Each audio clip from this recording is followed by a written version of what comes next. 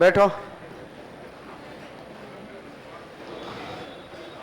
Congratulations. 2 दिन की छुट्टियां हुई ना, उसके एक ही हुई तो आधा कांग्रेस ले लो और लेसन्स वापस।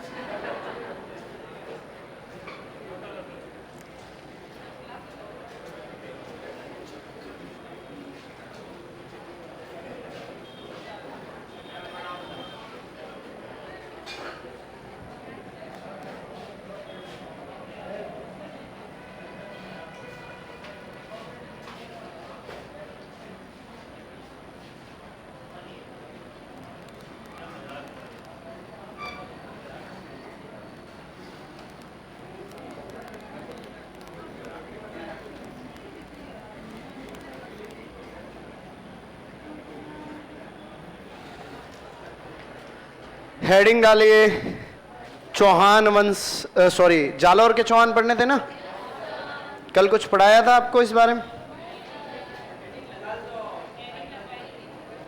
सिर्फ हेडिंग डलवाई थी और कुछ नहीं बताया था? क्या लिखवाई थी? सोनगरा शाखा का शासन था। आज हेडिंग डालो पहली, कीर्तिपाल।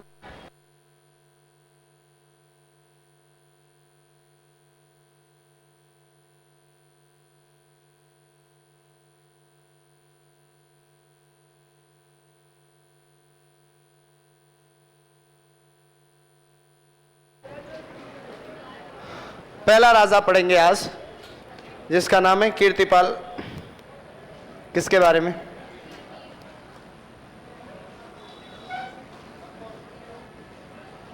कीर्तिपाल। सुनिएगा, साल था 81-1100। कौन सा साल?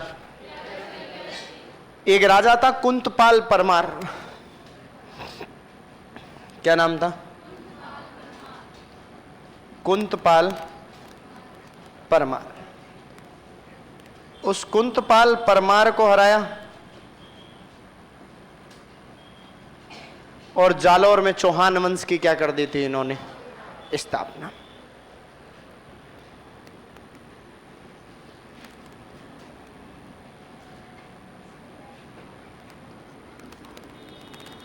और जालौर में चौहान वंश की क्या की? स्थापना।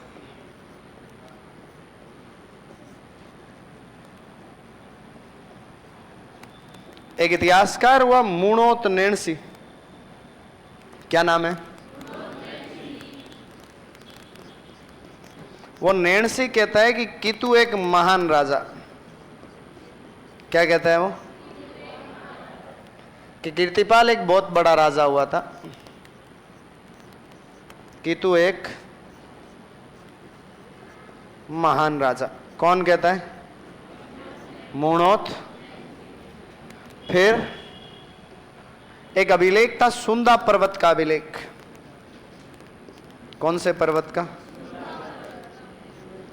का अभिलेख।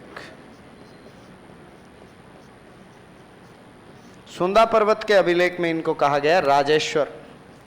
क्या कहा गया? क्लियर सी बात। 1181 में कुंतपाल परमार को हराया और जालौर में चौहान वंश की स्थापना की। मूणोत नेणसी ने इनको कीतु एक महान राजाकार, सुंदा पर्वत वाले अभिलेख में इनको क्या कहा गया है? फिर एक राजा बना जिसका नाम था समर सिंह। क्या नाम था? एक बात मैं पहले बता चुका हूं कि तराइन के युद्ध में पृथ्वीराज चौहान की तरफ से इन्होंने भाग लिया था। अगला, इन्होंने जालौर दुर्ग का पुनर्निर्माण करवाया था। कौन से दुर्ग का? क्या करवाया था? पुनर्निर्माण।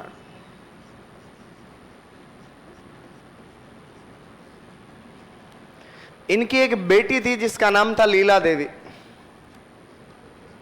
पुत्री थी जिसका क्या नाम था? लीला देवी। उस लीला देवी का विवाह किया था गुजरात का एक चालुक्य शासक हुआ था भीम सेकंड। कौन? इंचनी देवी वाला और नागौर का युद्ध अगर आपको याद हो, है ना। टीसी जाट कह रहा है आपके नोट्स में से आरपीएससी के सवाल नहीं होते, बाकी के तो सेम टू सेम होते हैं। बेटा आरपीएससी के सवाल सोल्व करने के लिए बुद्धि चाहिए होती है, सिर्फ नोट्स से काम नहीं आते, है ना। तो बोनविटा और च्यवनप्राश दोनों शुरू कर दे सुबह शाम। आगे बात समझ में? दो बातें कि एक तो जालोर दुर्ग का क्या करवाया? पुनर्निर्माण। एक अपनी बेटी लीला देवी का विवाह किससे किया? भीम सेकंड से। फिर एक राजा बना यहां पर जिसका नाम था उदय सिंह। क्या नाम था? उदय सिंह। एक तो इन्होंने दिल्ली के सुल्तान इल्तुतमिश को हराया था। किसको हराया? दिल्ली का एक सुल्तान था जिसका क्या नाम था? उस इल्तुतमिश को हराया था। एक गुजरात का एक राजा था लवण प्रसाद। क्या नाम था? उसको हराया। कहां के राजा? कौन था? लवण प्रसाद को किसने हराया था? उदय सिंह ने। फिर मैं बात करूं तो मैं आपसे कहूं कि इनके शासनकाल में मेवाड़ के जत्र सिंह ने आक्रमण किया। मेवाड़ के जैतर सिंह का क्या हुआ? तो इन्होंने पग पकड़ लिए, बोले गलती हुई, बैठ के समझौता कर लेते। तो समझौता जब जब होगा तब तब क्या होगी? और लड़की हमेशा। तो इधर कमजोर कौन? तो चौहानों की एक राजकुमारी थी रूपा देवी। क्या नाम था? उस रूपा देवी का विवाह हुआ किससे करवाएं? बूढ़ापे में ब्याह कराओगे क्या? तेज सिंह से। किससे? तेज सिंह कौन था? जैतर सिंह का पुत्र। ध्यान रहेगी बात। और आपस में दोनों के क्या हो गया? समझौता हो गया। फिर एक राजा बना जिसका नाम था चाचिक देव। क्या नाम था? दिल्ली के दो सुल्तानों के समकालीन रहे थे, नासिरुद्दीन महमूद और बलबन। किन के समकालीन? नासिरुद्दीन महमूद और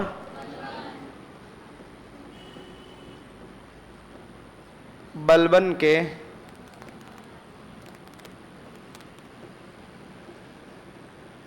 समकालीन। आगे बात समझ में? लेकिन दिल्ली से कोई आक्रमण नहीं हुआ। दिल्ली से कोई आक्रमण नहीं हुआ। ध्यान रखना, जालौर के कौन से राजा के शासनकाल में दिल्ली के किसी भी सुल्तान का आक्रमण नहीं हुआ? तो किसके शासनकाल में? फिर एक राजा बना जिसका नाम था सामंत सिंह। क्या नाम था? 1291 का साल था और जलालुद्दीन खिलजी गेट पर आ गया 1291 में। किसका आक्रमण? जलालुद्दीन खिलजी का आक्रमण।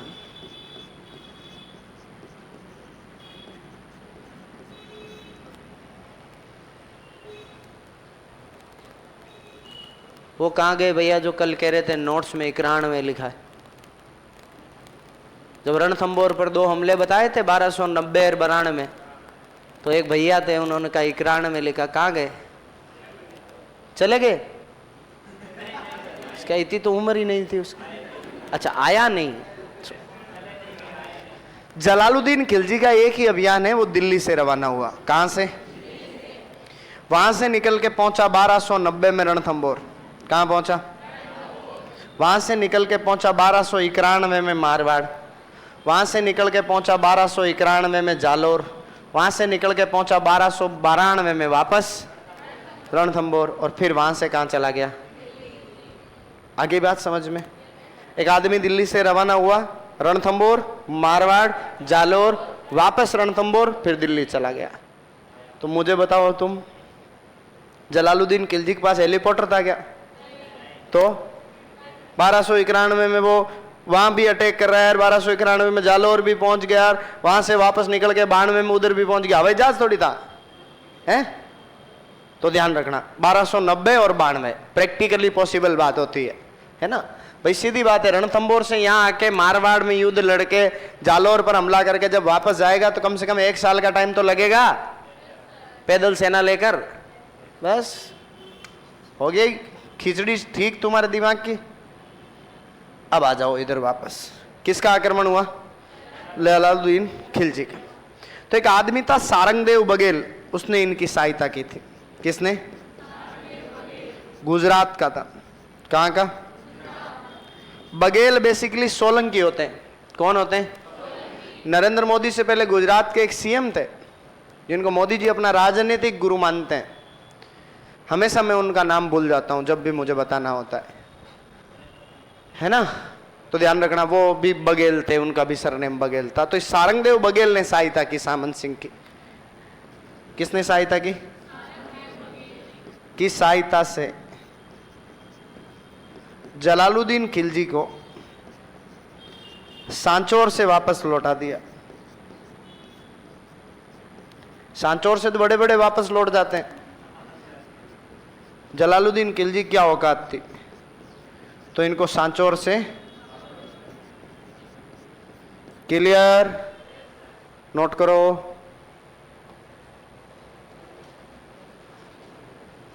भूपेंद्र बघेल नहीं, भूपेश बघेल था, वो छत्तीसगढ़ का सीएम था। क्या नाम था? भूपेश बघेल। मैं उनका नाम हमेशा बोलता हूं गुजरात वालों का।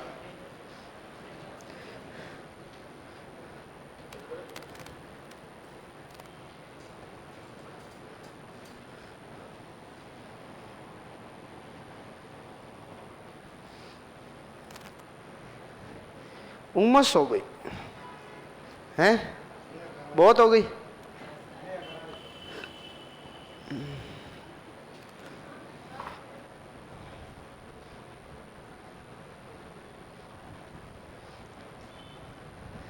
सर अभी हिंदी विषय के सर अभी व्यस्त है, तो सामाजिक विज्ञान के तो क्लासें चालू करा दो।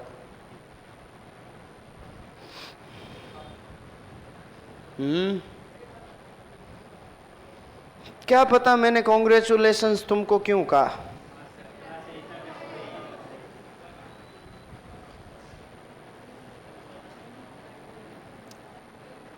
है पार्थ, मेरे हर शब्द में अपनी एक योजना होती है। इस सृष्टि का सृजनहार और इस सृष्टि का विनाशकर्ता दोनों मैं हूं। सब कुछ मुझी से उत्पन्न हुआ है और सब कुछ मुझी में लौट जाएगा, है ना? सब जन्म मुझी से पाते हैं, फिर लौट मुझी में आते हैं, हैं? सब कुछ मैं हूं पार्थ इस दुनिया में, सब कुछ मेरे से है। चीर,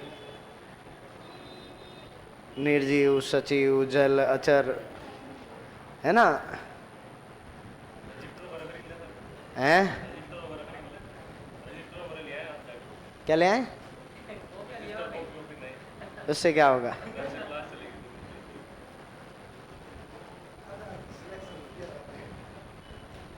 नाइन्टी 99% तो भरत आदि कल सुबह पढ़ाएगा, है ना? मतलब तुम सुबह 7 बजे आओगे तो अब 19-20 में कोई चेंज हो जाए तो बात अलग है, क्योंकि तुम्हारे लिए ही आज मेरा एक बैच फ्री करवाया है, कोर्स कंप्लीट करवाया है। उसमें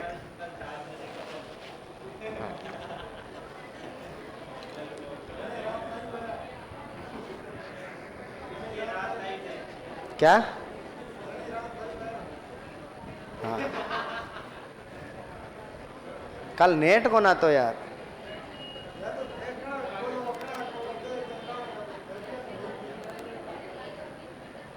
लिखो लिखो।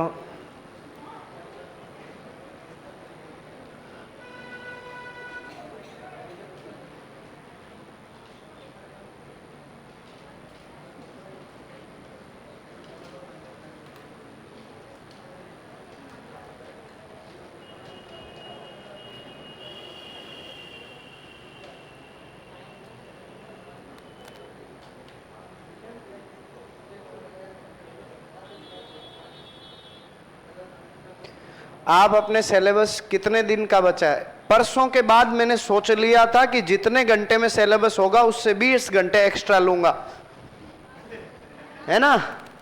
कोई दिक्कत नहीं, मैनेजमेंट वालों को सॉरी बोल दूंगा, लेकिन जितने समय में कराना था उससे 20 घंटे एक्स्ट्रा लेंगे बरस से। जैसे परसों कहानियां सुनाई थी ना, वैसे बढ़िया सुनेंगे कहानियां। मिडाइवल हिस्ट्री है, राजा महाराजा कहानियां ही है भाई, नहीं सुनेंगे तो कैसे चलेगा? लिख लिया?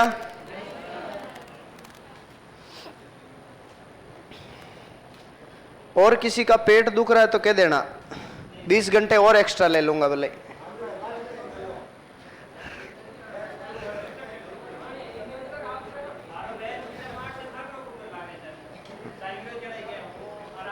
हाँ,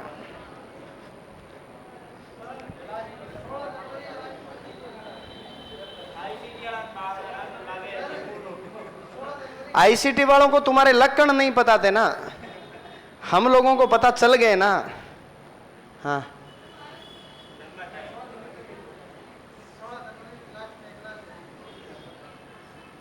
हाँ, कोई 1-2 बार गोचे और कर दिए। 16 जनवरी को दिन सुबह क्लास हो सकती है 7 बजे अंतिम क्लास, कि आज सवाई मान सिंह लास्ट पढ़ेंगे। हाँ,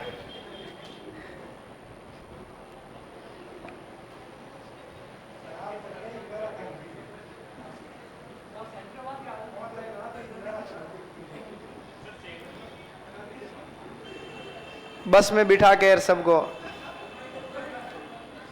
लिख लिया? गलत बात है ना? हाँ, तो लिखना तो पड़ेगा ना बेटा, लिखो आराम से।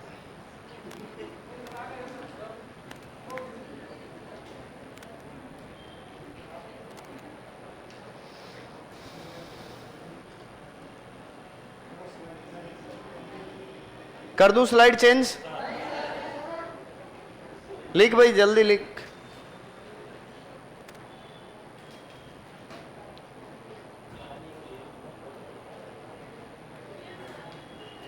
लिख लिया?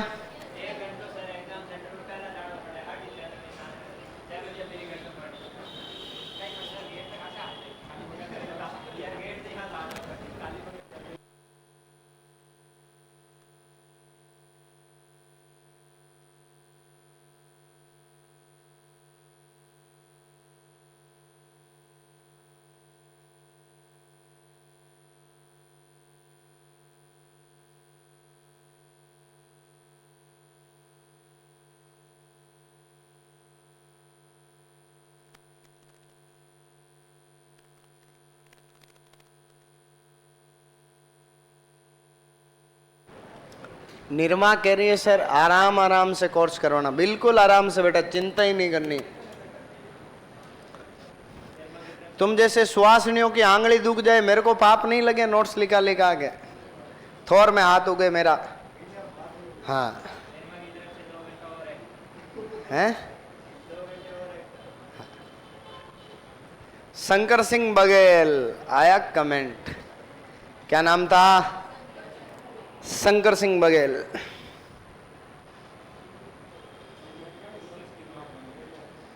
हैं?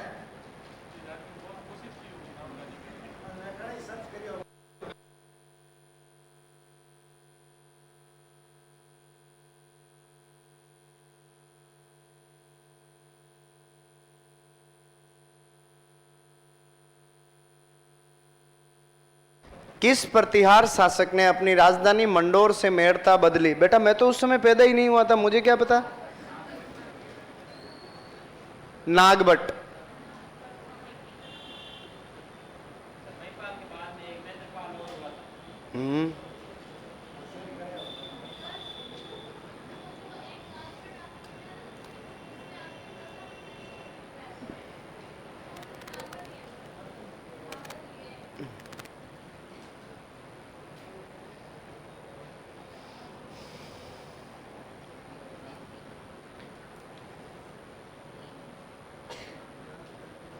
लिख लिया? हेडिंग डालो, आराम से लिख लो, कोई बात नहीं। उतावड़ किस बात की, कहां जाना है अपने?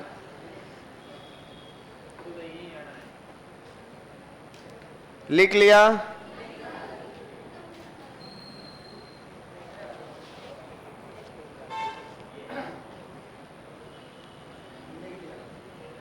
लिख लिया?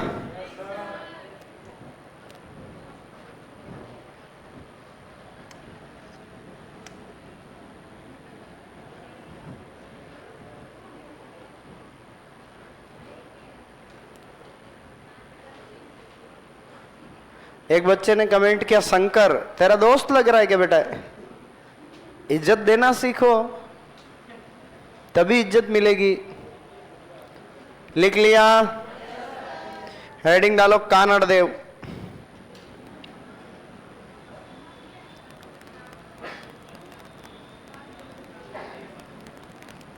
कानड़ देव कौन?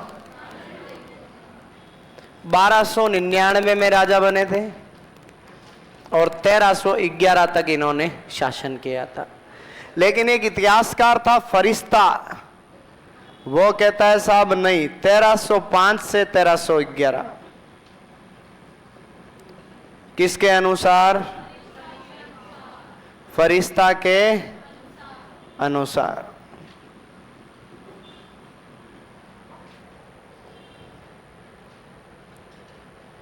घटना हुई थी इनके शासनकाल में, वो था अलाउद्दीन खिलजी का आक्रमण। क्या हुआ था? अलाउद्दीन खिलजी का आक्रमण। सर मेरा ही नाम बोल दिया करो। क्यों बेटा, ऐसा क्या काम कर दिया तुमने जीवन में? हैं? हेडिंग डालो।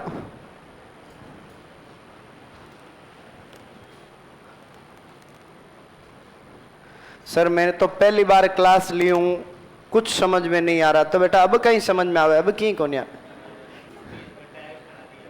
अब कोई नया सब्जेक्ट लगे तब समझना।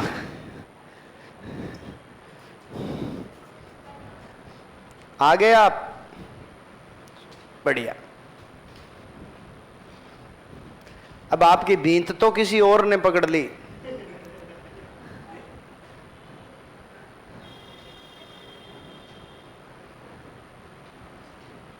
आप कहो तो खाली करवा दें। ठीक, सीनियर सिटीजन है, बूढ़ा आदमी है, ध्यान रख। हेडिंग डालो, कारण। हेडिंग डालो, कारण।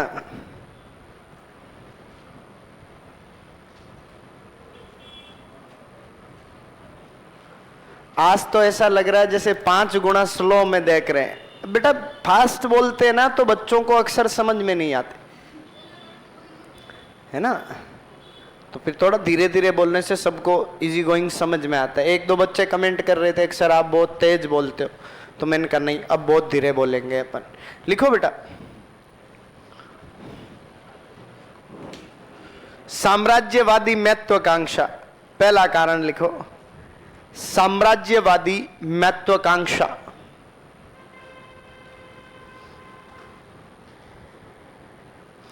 जीवन कुटीर की स्थापना 1927 से। पूजा क्या लिखा बेटा? साम्राज्यवादी महत्वाकांक्षा। लिख दिया? समझा चुका मैं पहले। दूसरा पॉइंट लिखिए, जालोर दुर्ग का भौगोलिक महत्व। Geographical importance of Jalore fort. Jalore दुर्ग का भौगोलिक महत्व। जालोर दुर्ग का भौगोलिक महत्व।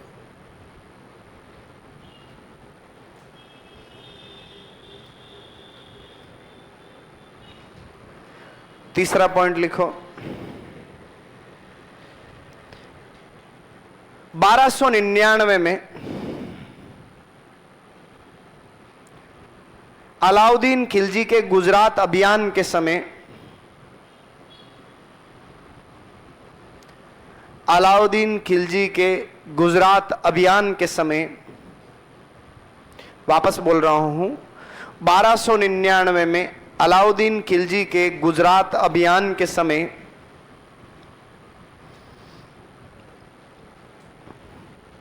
कानड़देव ने रास्ता नहीं दिया। कानड़देव ने रास्ता नहीं दिया। कानड़देव ने रास्ता नहीं दिया। लिख दिया? सुनो, मैं कल बता रहा था आपको पिछली क्लास में कि अलाउद्दीन खिलजी की सेना ने गुजरात पर हमला किया था, तो कानड़देव ने उन्हें अपने जालोर में से निकलने ही नहीं दिया था। फिर वो यहां से घूम के चित्तौड़ की तरफ गए थे। किधर गए थे? और चित्तौड़ में एक राजा थे समर सिंह जी। क्या नाम था? समर सिंह जी ने इनको रास्ता दिया था। क्लियर बात? अगला पॉइंट लिखो बेटा, चौथा।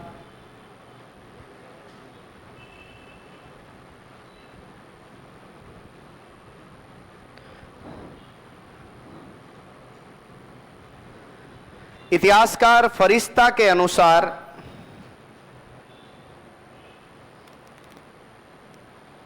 इतिहासकार फरिश्ता के अनुसार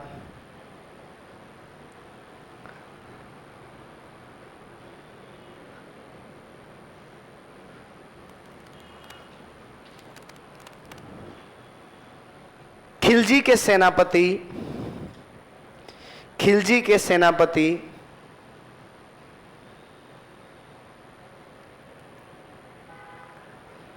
आईने उल मुल्क मुल्तानी ने आईने उल मुल्क मुल्तानी ने आईने उल मुल्क मुल्तानी ने संधि करवाई। संधि करवाई। संधि करवाई। गोरी का सेनापति था एक, जिसका नाम था किवाम उल मुल्क मुल्तानी, और अलाउद्दीन खिलजी का सेनापति था आईने उल मुल्क मुल्तानी। अब सुनो, जब इसने संधि कराई तो कानड़देव अलाउद्दीन खिलजी के दिल्ली दरबार में जाने लगे। एक दिन अलाउद्दीन ओवर कॉन्फिडेंस में बोला कि भारत के किसी भी हिंदू राजा की तलवार में इतनी औकात नहीं बची कि वो अलाउद्दीन खिलजी की तलवार का सामना कर सके। कानड़देव ने कहा, कुछ गलतफहमियां दिल बहलाने के लिए अच्छी होती है गालिब। तेरी जिस दिन इच्छा उस दिन जालोर आ जाना, तेरी गलतफहमी मैं दूर कर दूंगा। तो लिखो इसी पॉइंट में, दिल्ली दरबार में द अर्ली चौहान डायनेस्टीज के लेखक कौन थे? बेटा स्टार्टिंग में बता दिया था, डॉक्टर दशरथ शर्मा। क्या नाम था? हाँ लिखो, क्या लिखा? अलाउद्दीन द्वारा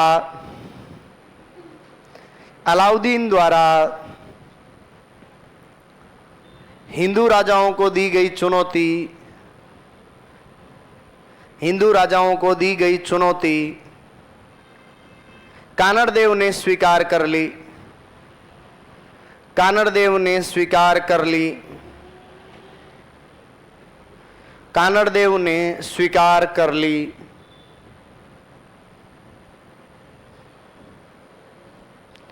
समझ में आ रहा ना बेटा?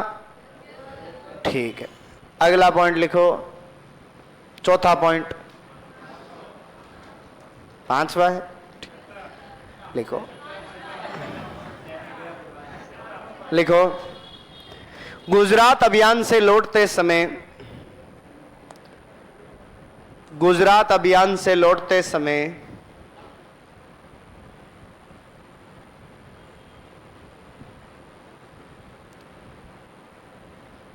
खिलजी की सेना से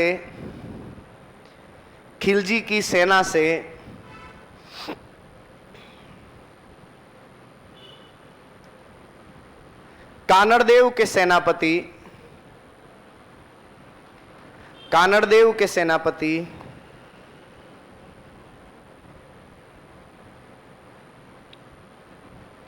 जेता देवड़ा ने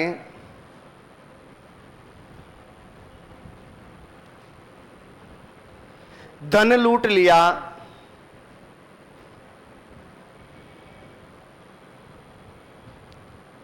तथा सोमनाथ मंदिर के टुकड़े छीन लिए तथा सोमनाथ मंदिर के टुकड़े छीन लिए तथा सोमनाथ मंदिर के टुकड़े छीन लिए तथा सोमनाथ मंदिर के टुकड़े छीन लिए। लिख दिया। मैंने समझाई थी पिछली क्लास में, ये कहानी भी आपको ध्यान रहेगी बात। अगला पॉइंट, मुहणोत नैणसी के अनुसार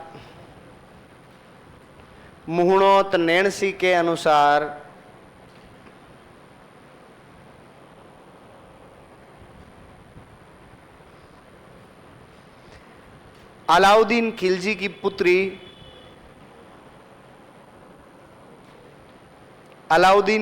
पुत्री फिरोजा का कानड़देव के पुत्र वीरमदेव के प्रति प्रेम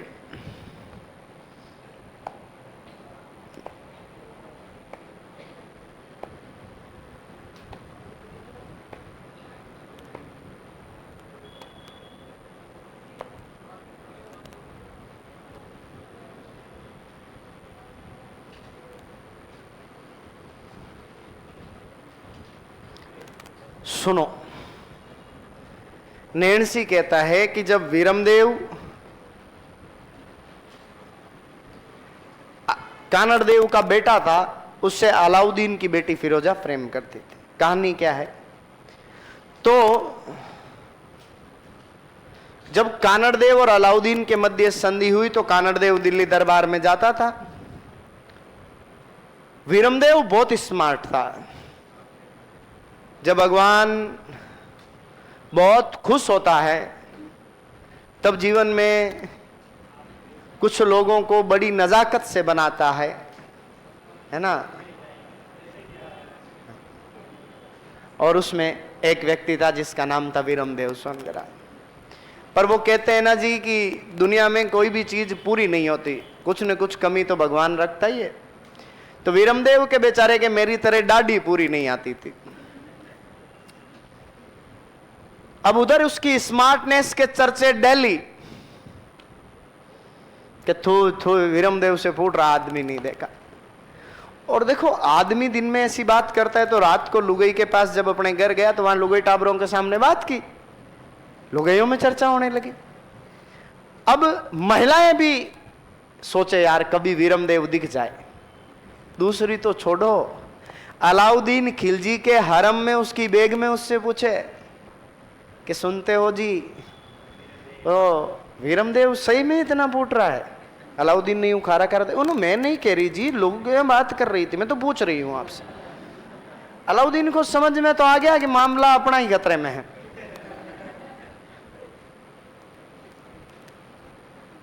बेटा, जब भी किसी आदमी को किसी से जलन होती है, तपत, तब जब वो आदमी उसकी बराबरी नहीं करता ना, तब वो उसके जरूटिये भरने की कोशिश करता है। ओछी हरकत। बेटा, भींत कुचरने से भींत जुड़ती थोड़ी है, क्या फर्क पड़ता है? कुछ फर्क नहीं पड़ता। पर अलाउद्दीन ऐसे ही गया बीता आदमी था जी। और अलाउद्दीन ने वीरमदेव की बेइज्जती करने का निर्णय लिया। बोले भाई, शकल से तो फूट रहा है, लेकिन अपन बेइज्जती करेंगे तो कल पूरे शहर में यह पता चलेगा कि बुद्धि तो है नहीं, लक्षण तो है नहीं, खाली शकल का ही फूट रहा है। तो फिर अपनी रेपुटेशन ऊपर रह जाएगी। और अलाउद्दीन ने एक योजना बनाई। होता है, आप कभी नोट कर लेना, आपसे जो व्यक्ति जड़ेगा ना, वो आपकी हमेशा बुराई करने की कोशिश करे। कोई आदमी आपकी तारीफ कर देगा ना, वैसे कहे वह तो ऐसा ही है, खराब है, गियाबिता है, क्योंकि उसकी औकात नहीं है आपसे बराबरी करने की। तो जीवन में हमेशा गियाबितों को अपने आसपास रखो, ताकि वो तुम्हें ऐसे गोचे करते रहे, तुम जीवन में अच्छा करने के लिए मोटिवेट होते रहो। कबीरदास जी ने कहा ना, निंदक नियरे राखिए आंगन कुटी चवाए, है ना। तो बाकी तुम समझते हो, पूरा तो तुम कर ही लोगे, पूरा कहने की जरूरत नहीं, इतने में तुम समझ गए। तो अलाउद्दीन खिलजी ने अगले दिन सुबह सुबह दरबार के अंदर बातों बातों में वीरमदेव से कहा, वीरमदेव, जब भगवान बाण बांट रहे थे तब तू कहां था? वीरमदेव ने कहा, सुल्तान आपने ध्यान नहीं दिया, मैं आप ही के पीछे खड़ा था, पर आपकी जब बाढ़ की बारी आई तो आप हटे ही नहीं, आप हटे ही नहीं, आप हटे ही नहीं। तो पास में बुद्धि वाला काउंटर खड़ा ही था, मैं वहां बुद्धि लेने चला गया। अब आपके बाड़ों वालों से हटने का वेट कर रहा था, मैं उधर से बुद्धि लेता ही गया, बुद्धि लेता ही गया, बुद्धि लेता ही गया।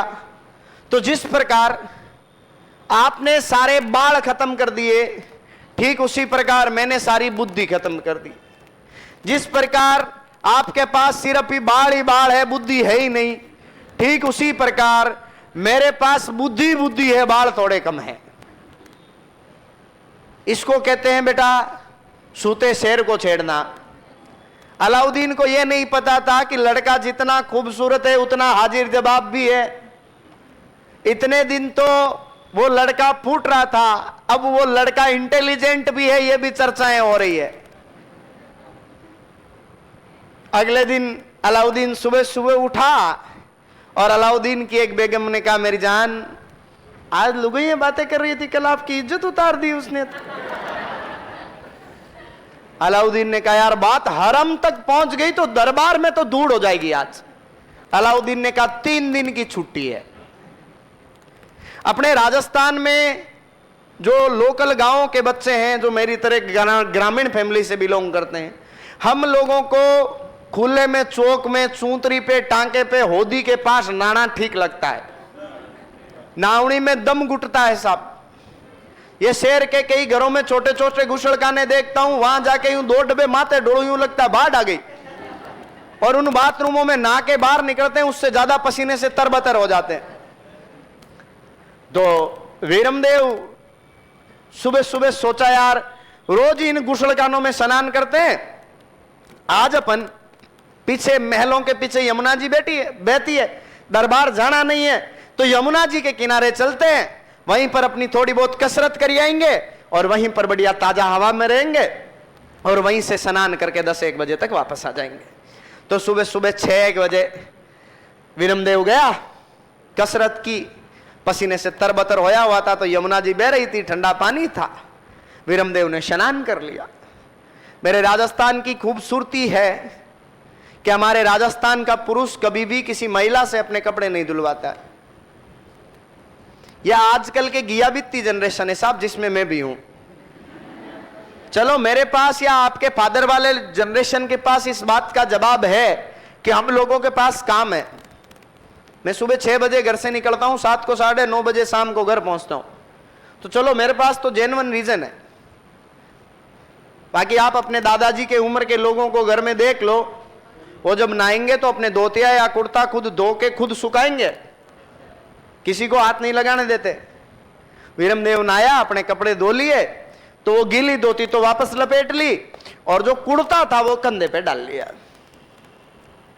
दिल्ली के महलों में एंटर किया, 6 पैक एब्स दिख रहे हैं, शर्टलेस आदमी, हल्की सी दाढ़ी और वो कातिलाना आंखों के साथ जब महलों में प्रवेश करता है। उधर अलाउद्दीन की बेटी फिरोजा की नींद खुली थी, वो अपने कमरे में उठी रही हूं, आलस मोड़ते मोड़ते अपनी बालकोनी की तरफ गई। जैसे ही उसने आंखें खोली और उसके लिए पृथ्वी ने अपने अक्ष पर घूमना बंद कर दिया, उसके लिए वायुमंडल की ऑक्सीजन समाप्त हो गई, उसके लिए जैसे इस पृथ्वी पर घटने वाली सारी आबो हवाएं समाप्त हो गई। उसको क्षणिक सांस लेने जैसा भी फील नहीं हुआ। और उसने सोचा कि इस दुनिया में कोई इतना स्मार्ट कैसे हो सकता है। उसने एक नौकरानी को बुलाया और नौकरानी को कहा, who the hell are this person, यार इतना अत्याचारी कैसे हो सकता है, सीधा यहां मारा है।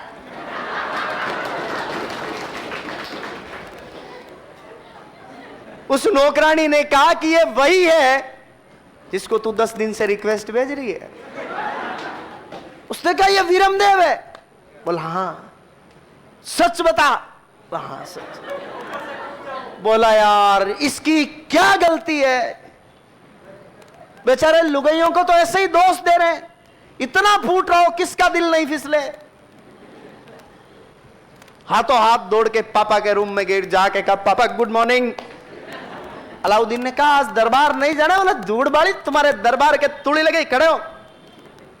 अलाउद्दीन नींद में से उठा, बोला क्या हुआ। बोले पापा मैंने आज तक आपसे कुछ नहीं मांगा, आज पहली बार कुछ मांगना चाहती हूं। भारत में क्या महिलाओं की आदत होती है, आप कभी अपने घर में नोट करना कि आपकी मम्मी आपके पापा को कहेगी मैं थानेदार ला रहा आइन कहीं हुक देखियो, हमेशा देख लेना, हमेशा ऐसा ही कहेगी। या फिर कहेगी आज तक आपने मेरे लिए क्या किया, मैं कहीं लियो थान करूं। मेरे घर में भी ऐसा होता था, कभी कभी मन करता था मम्मी से पूछ लूं, फिर मुझे लगता है यार ये ज्यादा हो जाएगा, इस तनातनी में क्षतिग्रस्त होने की संभावना थोड़ी ज्यादा है। बाकी लुगाई जब भी ये कहेगी ना मैं कुछ मांग रही हूं तो यही कहेगी मैंने पहली बार ही कुछ कहा था, इधर जिंदगी गाड़ दी पूरी, आडके गड़ गए हमारे। आदत होती है जी।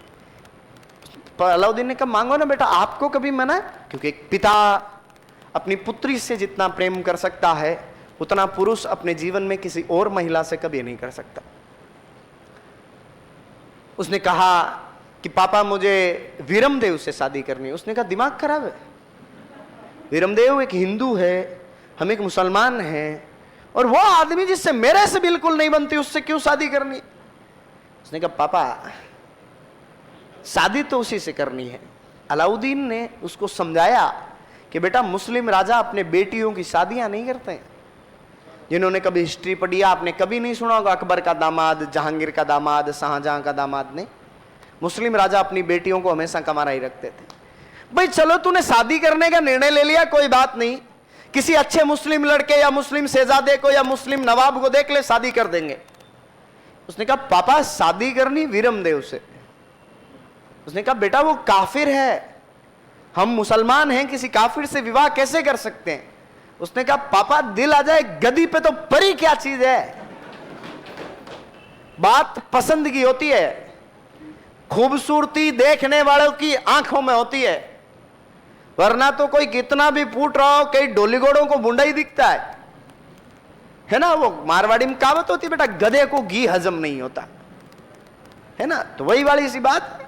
उसने कहा पापा आपको क्या लगता है, I don't know about that, लेकिन मुझे शादी वीरमदेव से करनी। और रोने लग गई। लड़कियों के आंसू बड़े वफादार होते हैं,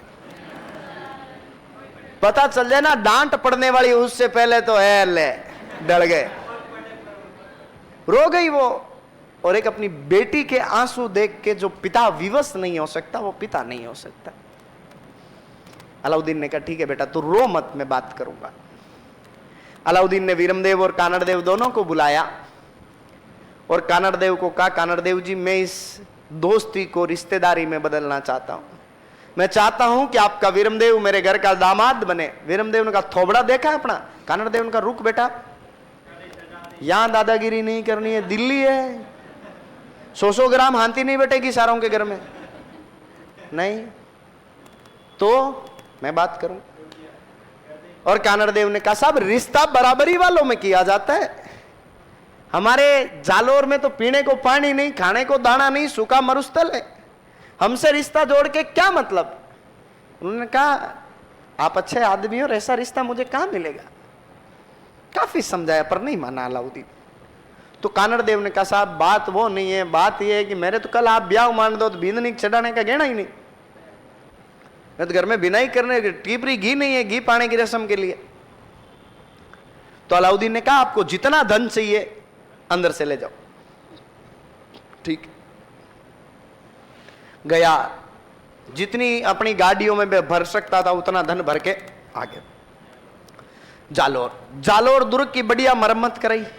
उधर से अलाउद्दीन रोज लेटर भेजे, बोले क्या हुआ, मुहूर्त कब है, बारात कब लाओगे। कभी कानड़ देव के हमारे देवता सो गए, अब कोई मुहूर्त नहीं है। कभी के हरा देन, कभी के दे पीचक है, गेला बना बनू के दुर्ग की मरम्मत करा ली। शेवट अलाउद्दीन को रीस आई। एक दिन एक पंडित जी को बोला भाई अभी क्या है। पंडित जी बोले अभी ओके। फोन किया कानड़ देव को, बोले कानड़ देव मेरे पास पंडित जी बैठे हैं, बोल रहे हैं अभी ओके, अभी मुहूर्त निकल जाएगा। कानड़ देव ने कहा तुझे समझ में नहीं आ रहा, इतने टाइम से मुहूर्त मेरे यहां ब्राह्मण मर गए थोड़ी थे, मैं नहीं करना चाह रहा हूं। अलाउद्दीन ने कहा मेरे से दुश्मनी ले रहे हो तुम। कानड़ देव ने कहा यारा का तो यही काम है, देख लेना तुम, तेरी इच्छा हो जिस दिन आ जाना। तो उस बात से अलाउद्दीन क्या हो गया, नाराज हो गया और अलाउद्दीन ने जालोर पर आक्रमण करने का निर्णय लिया। अब जैसे ही अलाउद्दीन ने कहा जालोर पर आक्रमण किया जाए, वैसे ही फिरोजा ने कहा मेरा पहला प्यार अधूरा रह गया रूपमती, पापा ऐसा नहीं कर सकते, मैं मेरे वीरमदेव के बिना कैसे रहूंगी, अब क्या करें। तो अलाउद्दीन ने कहा एक काम करो, जालोर पर हमला मत करो। जैसे हमने पढ़ा था रणथंबोर की कुंजी जाइन, वैसे ही जालोर की कुंजी सिवाना। तो पहले सिवाना पर हमला करो, कानड़ देव डर जाएगा और कानड़ देव हमारी अधीनता स्वीकार करने को तैयार हो जाएगा और फिरोजा का विवाह किससे करवा देगा। ठीक है साहब। अलाउद्दीन खिलजी ने सिवाना पर आक्रमण किया। किस पर? सिवाना पर आक्रमण। बात करते हैं अलाउद्दीन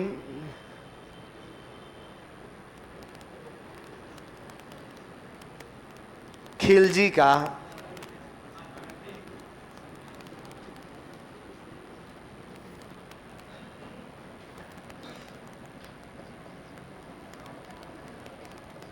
सिवाना पर आक्रमण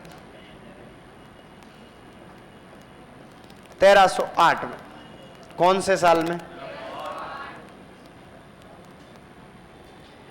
अलाउद्दीन खिलजी का सेनापति आया था कमालुद्दीन गुर्ग। अलाउद्दीन खिलजी का, जिसका क्या नाम था?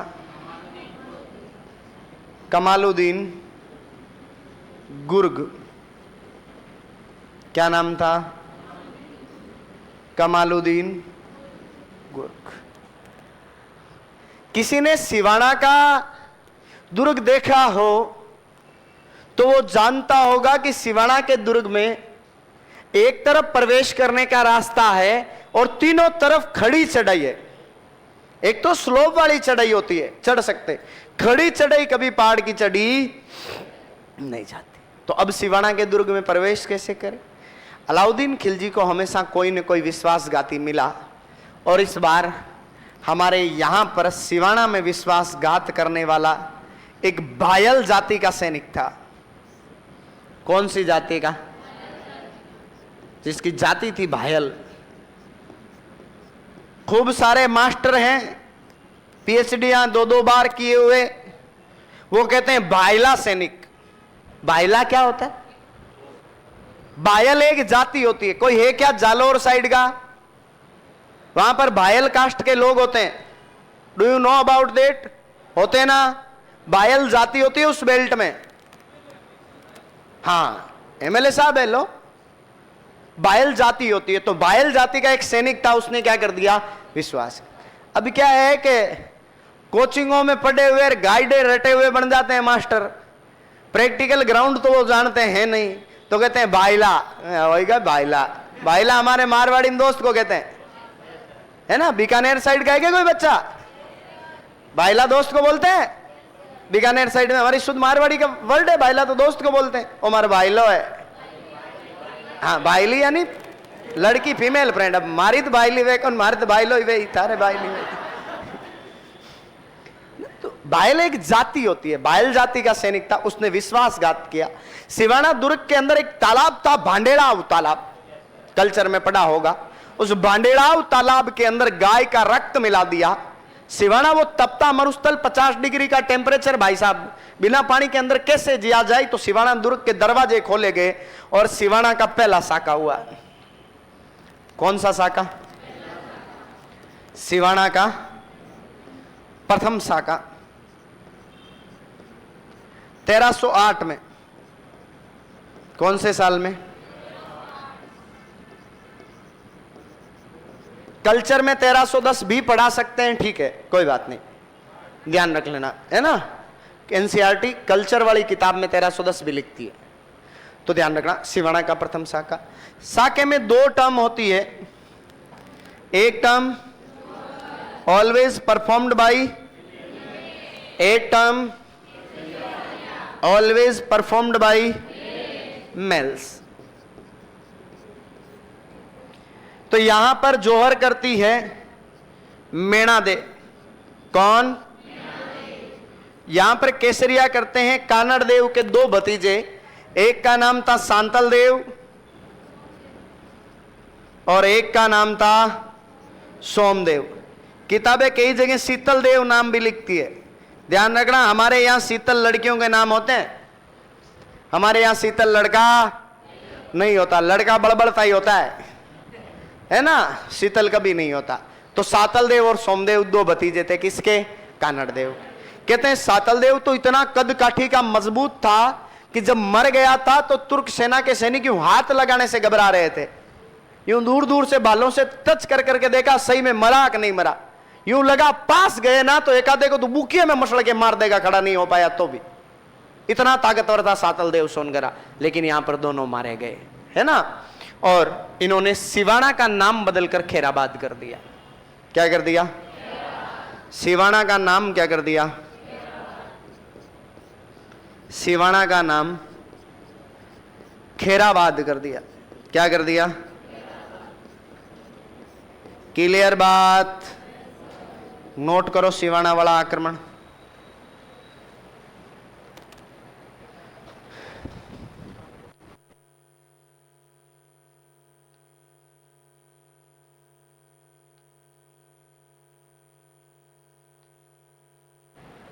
स्पीड ज्यादा तेज तो नहीं हो रही बेटा? ठीक है।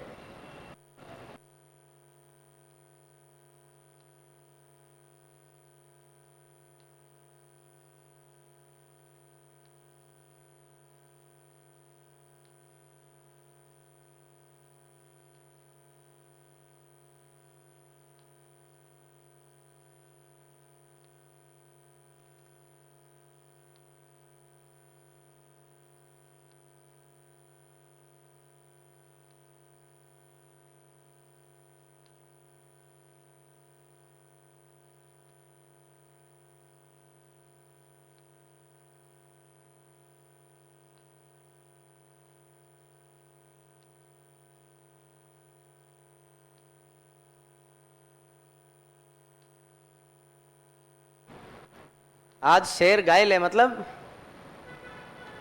सर उस घायल सैनिक का नाम क्या था? मुझे नहीं पता था, तुम नाम नहीं पूछोगे। अच्छी तरीके से पता था, नाम होता तो पहले ही लिखा देता। फिर नाम है ही नहीं किसी भी किताब में।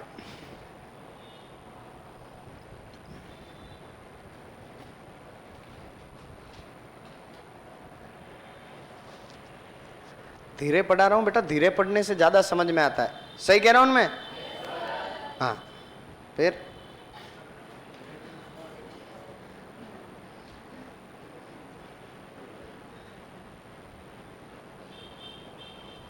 भाग के कहाँ जाना? 3 जनवरी में एग्जाम है, ऐसे ही यूं उतावड़ कर रहे हो तुम तो। तू ही तो कह रहा था सर धीरे पढ़ा रहे हो। अच्छा वो ऐसा बोल रही है। घर चला जाऊं? अच्छा बीच में आ रहा हूँ, मैं सोच रही हूँ कह रहा घर चल जाते। कह दो भाई साहब तुम्हारे बैच का कोई भरोसा नहीं।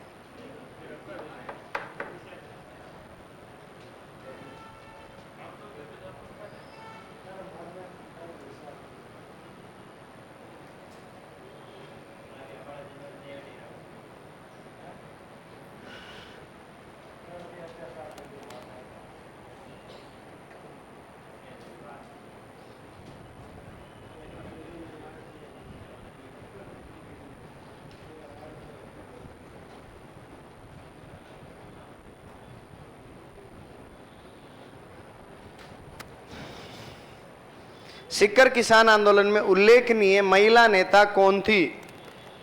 उल्लेखनीय का मतलब बड़ी, तो सबसे बड़ी महिला नेता इस हिसाब से सोचो तो कटरातल सम्मेलन की अध्यक्षता करने वाली किशोरी देवी। कौन? किशोरी देवी। अच्छा, ये पर्ची कहां से आई भाई? तुझे किसने पकड़ाई? हाँ, तुम्हें किसने पकड़ाई? हाँ, पर्ची कहां से आई? और पीछे? हाँ, पर्ची कहां से आई? टोपी वाले भैया, किस किसने पास की? हाथ खड़े करो ना। पीछे से कहां से आई पर्ची? पर्ची पूछी किसने? उसका नाम पूछ रहा हूं, बोलो। पीछे संदीप जी ने थोड़ी भेजी कोई? तो पूछते हो तो बताया तो करो ना, मैंने पूछा है, शर्म किस बात की? तो क्लास में नींद मत लिया करो, मुंह धो के आया करो, 2 चाय के पैसे मेरे से ले लिया करो। मैंने कब कहा था चौहान गेड़वाल विवाद में युद्ध हुआ? यहां पे 5 मिनट गला फाड़ के समझाया था कि विवाद का कोई ईयर नहीं होता है और विवाद कभी युद्ध नहीं होता है। विवाद का मतलब होता है आपस में बनती नहीं थी। विवाद का मतलब युद्ध कब होता है? आता जाता कुछ है नहीं, ध्यान तो रखते हैं नहीं, मुंह उठा के पूछ लेते हैं कुछ भी। लिख लिया सबने? अब देखो, जब सिवाना जीत लिया तब भी कानड़देव अलाउद्दीन से कोई बात करने को तैयार। अब अलाउद्दीन ने अपनी सेना को आदेश दिया, बोले एक काम करो, आप जाओ और जालोर के आसपास के क्षेत्रों के जितने भी हिंदू मंदिर हैं, हिंदू देवस्थान हैं, उन सबको नष्ट कर दो। और अलाउद्दीन खिलजी की सेना ने जालोर, सांचौर के मंदिर, भीनमाल की संस्कृत पाठशालाएं, भीनमाल प्राचीन भारत की सबसे बड़ी व्यापारिक नगरी थी। भीनमाल प्राचीन भारत का सबसे बड़ा व्यापारिक केंद्र था। ब्रह्मगुप्त जैसे लोग पैदा हुए यहां पर। शिक्षा की सबसे बड़ी नगरी भी कौन सी थी? भीनमाल। वहां पर संस्कृत पाठशालाएं थी, उनको तोड़ दिया इन लोगों ने। कानड़देव को बुरा लगा।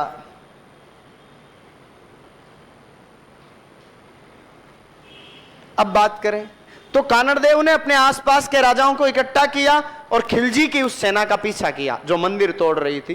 तो यहां से भाग के मेड़ता पहुंच गए हमारे। कहां पर पहुंच गए? मेड़ता के पास एक जगह है मालकाना। कौन सी जगह? मलकाना बोलते हैं अपन हिंदी में। क्या बोलते हैं? वहां पर एक युद्ध लड़ा। तो हम इस युद्ध को क्या कहते हैं? ईयर नहीं है, सिवाना के साके से जालोर के साके के बीच की घटना है।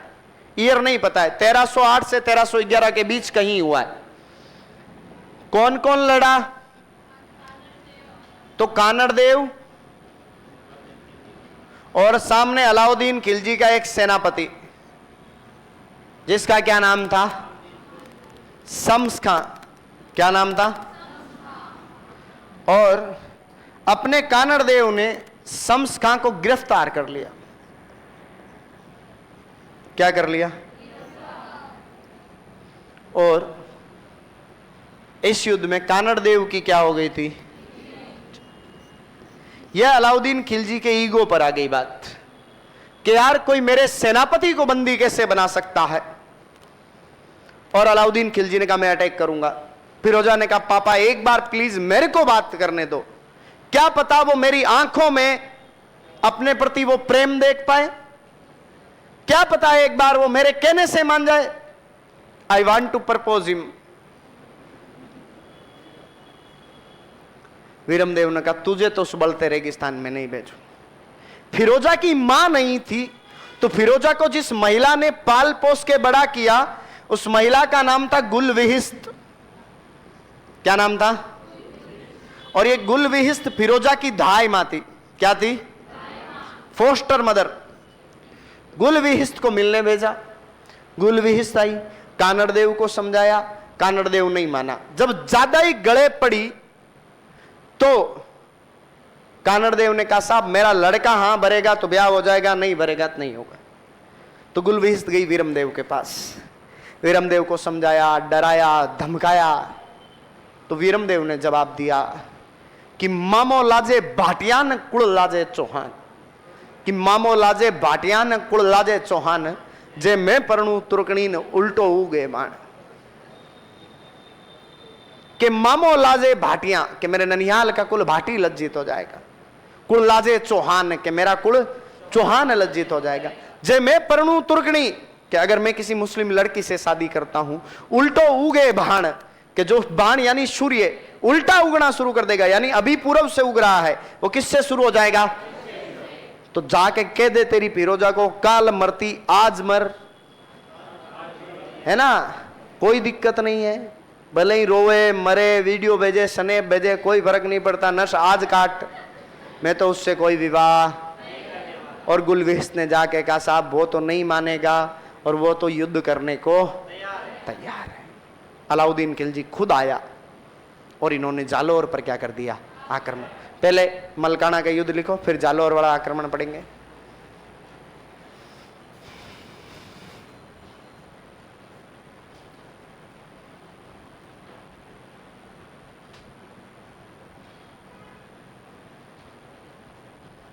थैंक यू गुजर साहब।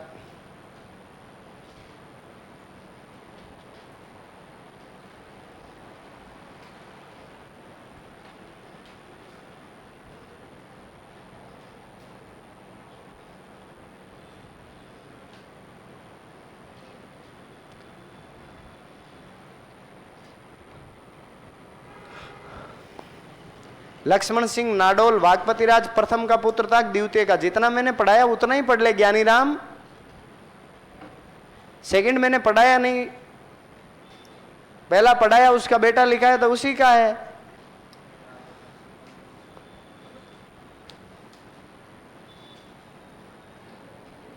कल उस लाइव में ये जो बच्चे जुड़े हुए थे, महेंद्र सर भी थे, मैं भी था, तो महेंद्र सर ने एक बात कही थी जीके के लिए, अगर किसी ने ध्यान दी हो तो, कि 10वीं क्लास वाली एनसीईआरटी पढ़ लो बहुत है, 3rd ग्रेड वालों औकात 10वीं पास की एग्जाम की है और वही आएगा, उससे ज्यादा उछलने की आवश्यकता नहीं है। मैंने मन में सोच रहा हूं, मैं तो रोज ही समझाता हूं इनको करनी है पीएचडियां, है ना, है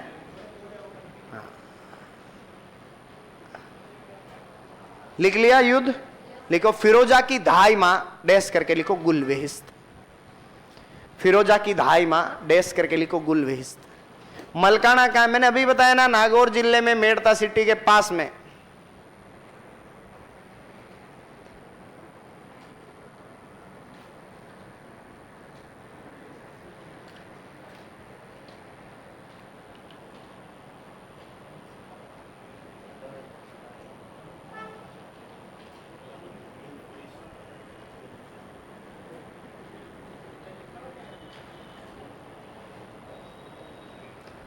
लिख लिया, आगे बढ़े, सुनिएगा। अब जब सारा मामला फैल हुआ तो अलाउद्दीन खिलजी खुद आया और अलाउद्दीन खिलजी का जालोर पर आक्रमण।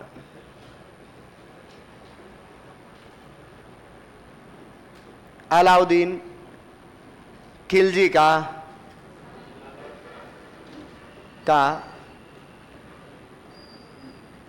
जालोर पर आक्रमण।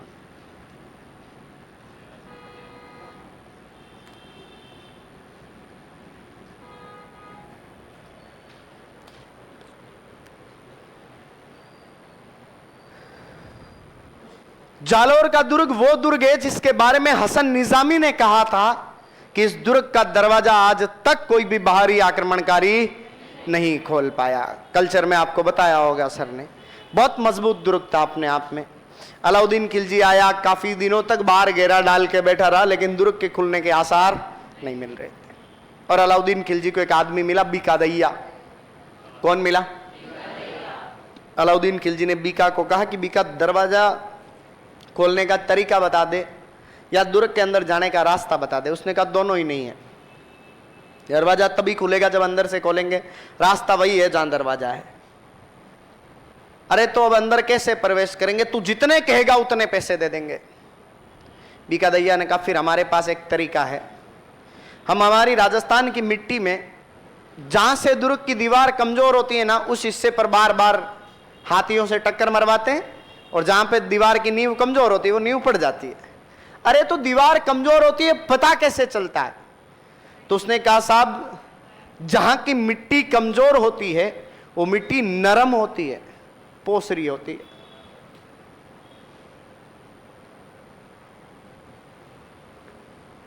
भाई कभी टाइट सी जमीन देखी हो, उस पर कभी कुछ उगता थोड़ी है। पूरे स्टेडियम पे घास उगती है ना, पिच पे नहीं उगती, क्योंकि वो बहुत टाइट होता है, रोलर से दबा दबा के उसको टाइट करते हैं।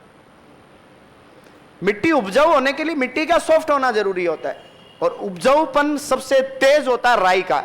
किसका? राई की स्पुटनिंग पावर सबसे ज्यादा होती है, अंकुरण क्षमता। तो बोले दुर्ग के चारों तरफ राई के बीज छिड़कवा देते हैं, सुबह तक राई का बीज फूट जाएगा। जहां की मिट्टी कमजोर होगी वहां पर पौधा फूटेगा, नहीं मिट्टी कमजोर होगी वहां पर ऐसे ही दाना पड़ा रहेगा। तो अलाउद्दीन खिलजी ने रात भर में बहुत महंगे दामों में राई खरीदी। वहीं से एक कहावत बनी, रायरा भाव, क्योंकि अगले दिन सुबह भाव वापस डाउन हो। बीका दैया को खूब सारे से पैसे मिले, क्योंकि बीका दैया ने दुर्ग का दरवाजा तोड़ने का तरीका बताया। बीका दैया खूब सारे से पैसे लेकर अपने घर गया और अपनी पत्नी को कहा ले ये अंदर रख दे। पत्नी ने देखा और पत्नी का दिमाग खराब हो गया, बोला हम सैनिक हैं और सुबह ये पता नहीं होता कि शाम को घर में सब्जी बनेगी भी या नहीं, इतने सारे पैसे कहां से लाया आप? उसने कहा तुझे आम खाने गुटली अंगड़नी, लपालप नहीं करने, चुपचाप जितना कहा जाए उतना ही काम कर जा। पर हमेशा ध्यान रखो कि महिला इमोशनली बहुत वीक होती है, लेकिन जब मजबूत होने पे आ जाए ना तो पुरुष को तोड़ देती है।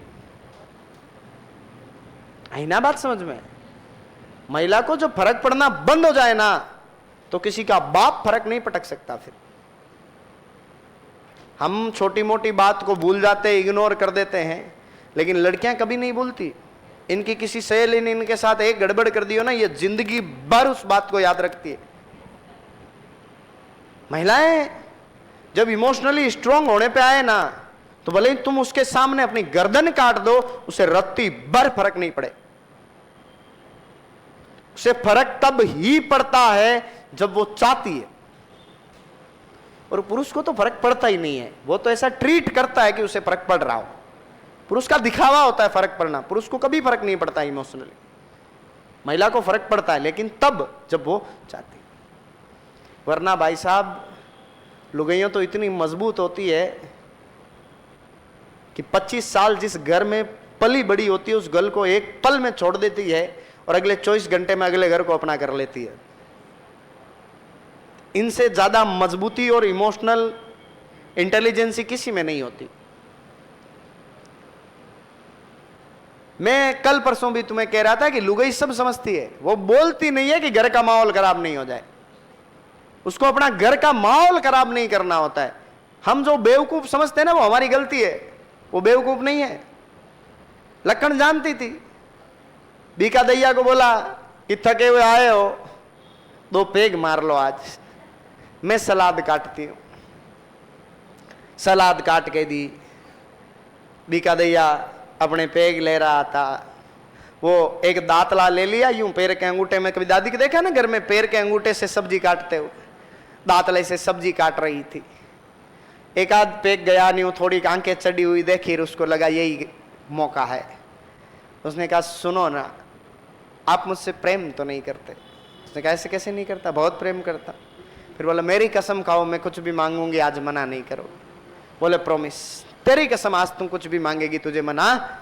उसको लगा लुगाई क्या मांगे, कोई गहना मांगेगी, कोई गाबा मांगेगी, कोई पीर जाने कहेगी भगवान की दया से खूब धन है आज तो, पैसे पैसे क्या करती है, तुझे धरती की रानी कर देंगे टाइप की फीलिंग थी।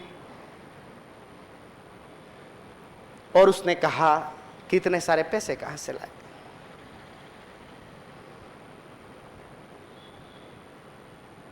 उसने जैसे ही कहा कि अलाउद्दीन खिलजी को रास्ता बताया था, उसने धन दिया और उसने कहा था सुबह आपको राजा बना देंगे, उसने वैसे ही पैर से दातला निकाला और अपने पति की गर्दन उड़ा दी। वो पति नहीं चाहिए जो मिट्टी बेच के आया है। राजस्थान की महिलाएं इतनी मजबूत रही थी कि खुद छोड़िए अपने पति के दामन पर दाग देखना तक स्वीकार नहीं था। इससे बेहतर तो किसी विधवा की पत्नी कहलाना स्वीकार कर लिया उसने। कई बार कहता हूं कि जिस घर में बच्चे और पत्नी मर्यादित होती है ना, वो घर दुनिया का सबसे मजबूत घर होता है। और बच्चे मर्यादित तब रहते हैं जब पत्नी मर्यादित रहती है। आप और हम अपने पापा से डरते हैं क्योंकि हमारी मम्मी डरती है। और जिनकी घर में मम्मियां लपके लेती है ना, वहां टाबर उनकी मम्मियों से 4 कदम आगे चलते हैं। आपके पापा का आपके घर में माहौल बना हुआ है आपकी मम्मियों के कारण, तो छोरियों आपकी भी जिम्मेदारी बनती है। आपका घर का माहौल अच्छा रहे तो आपके पति का डर बनाए रखने की जवाबदारी आपकी है। कभी आपकी सहेली आपके पीहर में आपके बच्चों के सामने यूं नहीं कहना होता मानद भाई यूं ही मैं देख ले, नहीं, वो बहुत नाराज हो जाते हैं। मैं एक बार बात करूंगी फिर मैं बताऊंगी। चाहे डिसीजन खुद ले लो, 10 मिनट एक तरफ जाके गोल फिर के आ जाओ कि हाँ मैं बात कर ली, उन्होंने ओके बोल दिया, कोई फर्क नहीं पड़ता। लेकिन उस आदमी का वहां पर माहौल मजबूती के साथ बना होना बहुत जरूरी है। जब हम इज्जत नहीं करेंगे तो दूसरा कभी भी नहीं करेगा। और उस बीका दैया की पत्नी हीरा दे ने अपने पति की गर्दन काट दी, लेकिन अपने घर के अंदर वो मिट्टी बेचने का दाग अपने बच्चों पर नहीं आने दिया। पति को मारकर सीधा कानड़ देव के पास गई। कानड़ देव को कहा साहब ये धन है, वहां लाश पड़ी है उस गियाबिते की, उसने धूड़ खा ली आज। कानड़ देव ने कहा शाबाश बेटा, शेर का कालजा है, तेरा पति की गर्दन काट के आई है। राजस्थान की मिट्टी को ऐसी महिलाओं की आवश्यकता है, पर अब जो होना है तो होएगा। दुर्ग का दरवाजा तो उनको पता चल ही जाएगा और सुबह तक वो खोल ही लेंगे। और जालोर का पहला साका हुआ, पहला क्या एकमात्र ही है जालोर का, तो है ना, ध्यान रखना। यहां पर विश्वासघात किसने किया? बीका। विश्वासघात कौन करेगा? बीका दहिया। और इस बीका दहिया की हत्या किसने की?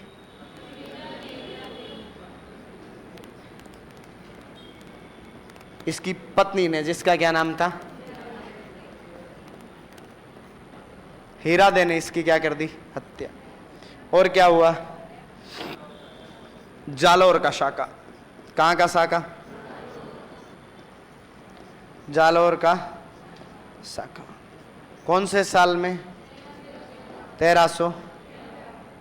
साके में 2 टर्म होती है, एक टर्म जौहर और एक टर्म केसरिया। जौहर कौन करेगा? जैतल देवी। कौन? और केसरिया कौन करेगा?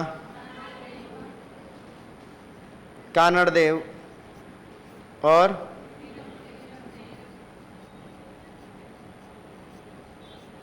कौन? और इन्होंने जालोर दुर्ग का नाम बदलकर जलालाबाद कर दिया। क्या कर दिया? किसका? जालोर का नाम जलालाबाद कर दिया।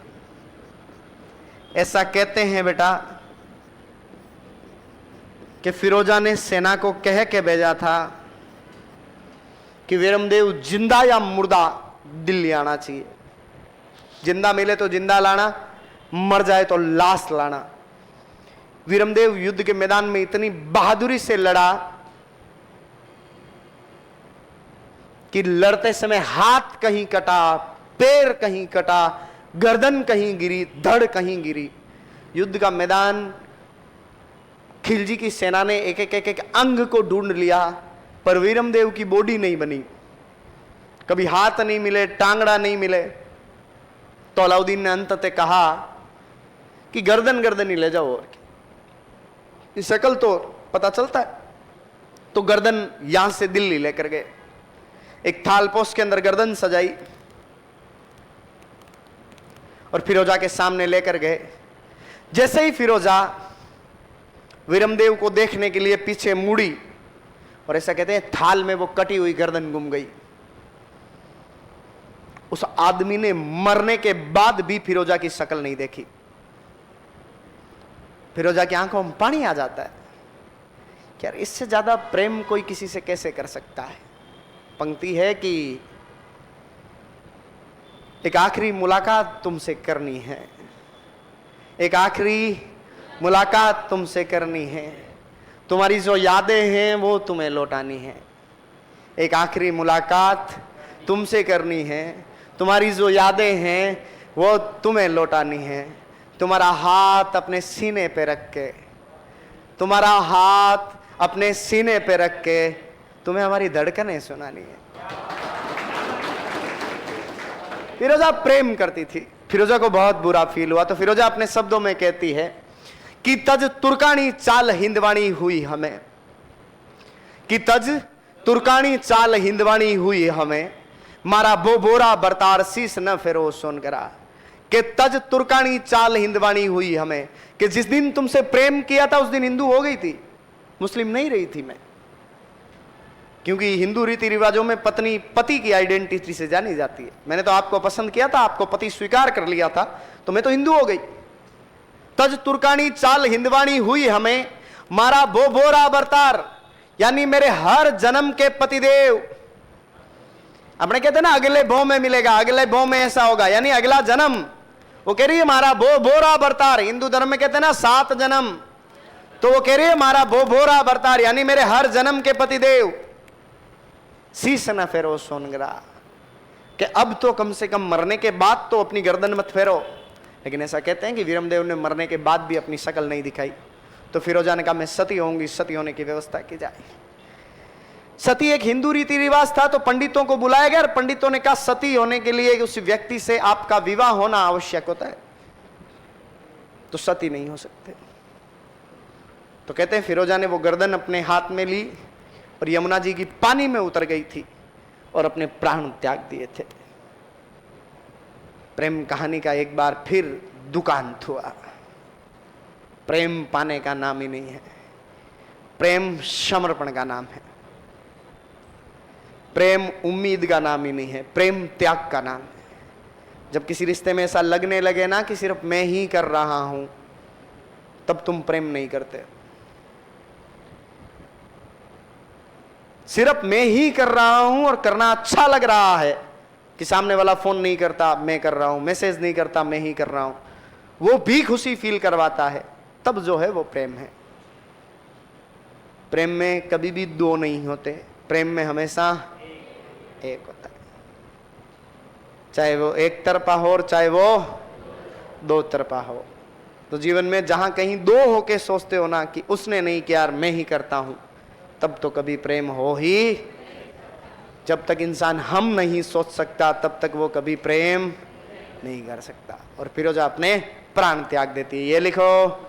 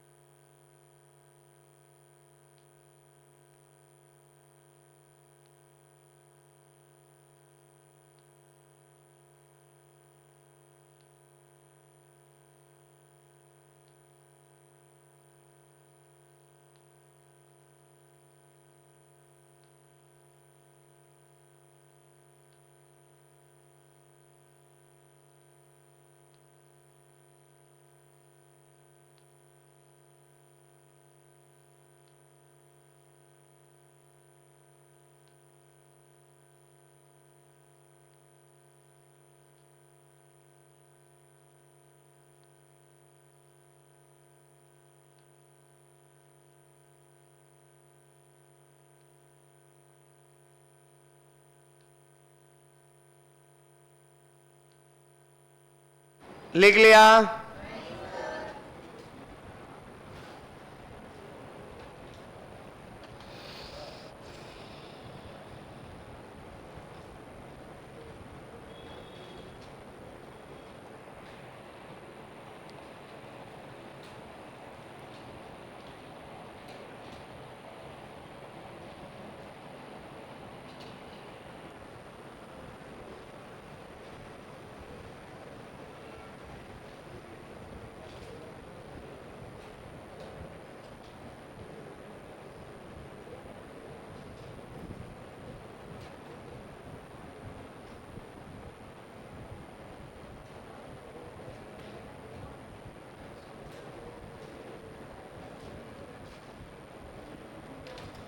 लिख दिया।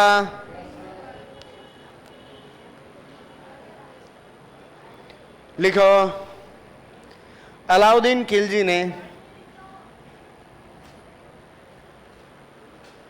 लिखो,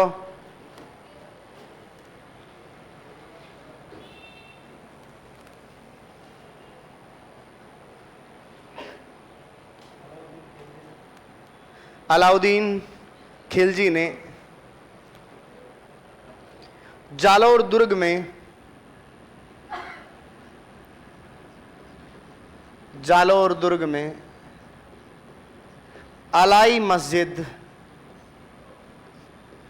और ब्रैकेट में लिखना तोफखाना मस्जिद का निर्माण करवाया। तोफखाना मस्जिद, पहले तो मस्जिद का नाम अलाई मस्जिद था, बाद में इसी मस्जिद के पास में तोफखाना बन गया था, तो इसको क्या कहने लगे?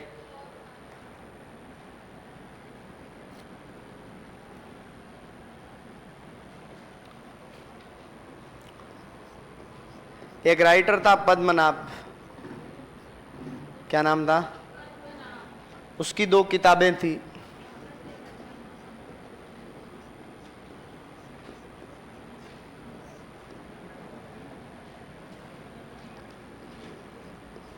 कानड़ दे प्रबंध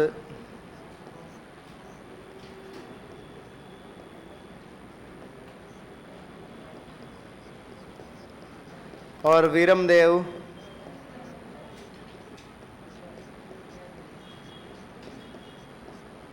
सोनगरारी वात। लिखो,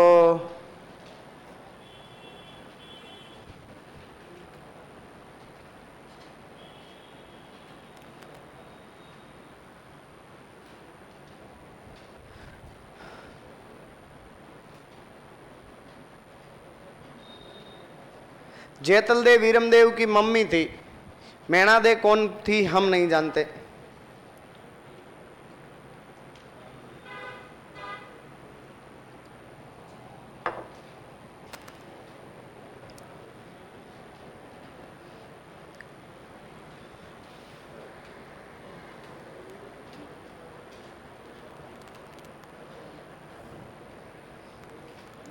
लिख लिया सबने? चलो चौहान वंश का रिवीजन करते हैं।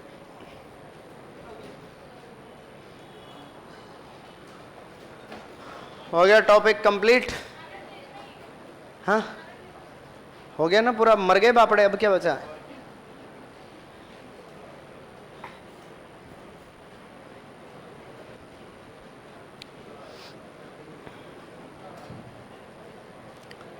हम सबसे पहले चौहानों की उत्पत्ति पढ़ रहे थे। मैंने आपको अग्निकुंड का सिद्धांत बताया था। मैंने कहा था कि चंदबरदई अपनी पुस्तक पृथ्वीराज रासों में लिखता है कि गुरु वशिष्ठ आबू पर्वत पर यज्ञ कर रहे थे और यज्ञ की अग्नि से उन्होंने 4 जातियां उत्पन्न की, प्रति परमार, चालुक्य और मैंने कहा चालुक्य ही सोलंकी थे और मूणोत, नैणसी और सूर्यमल मिशन इस मत का समर्थन।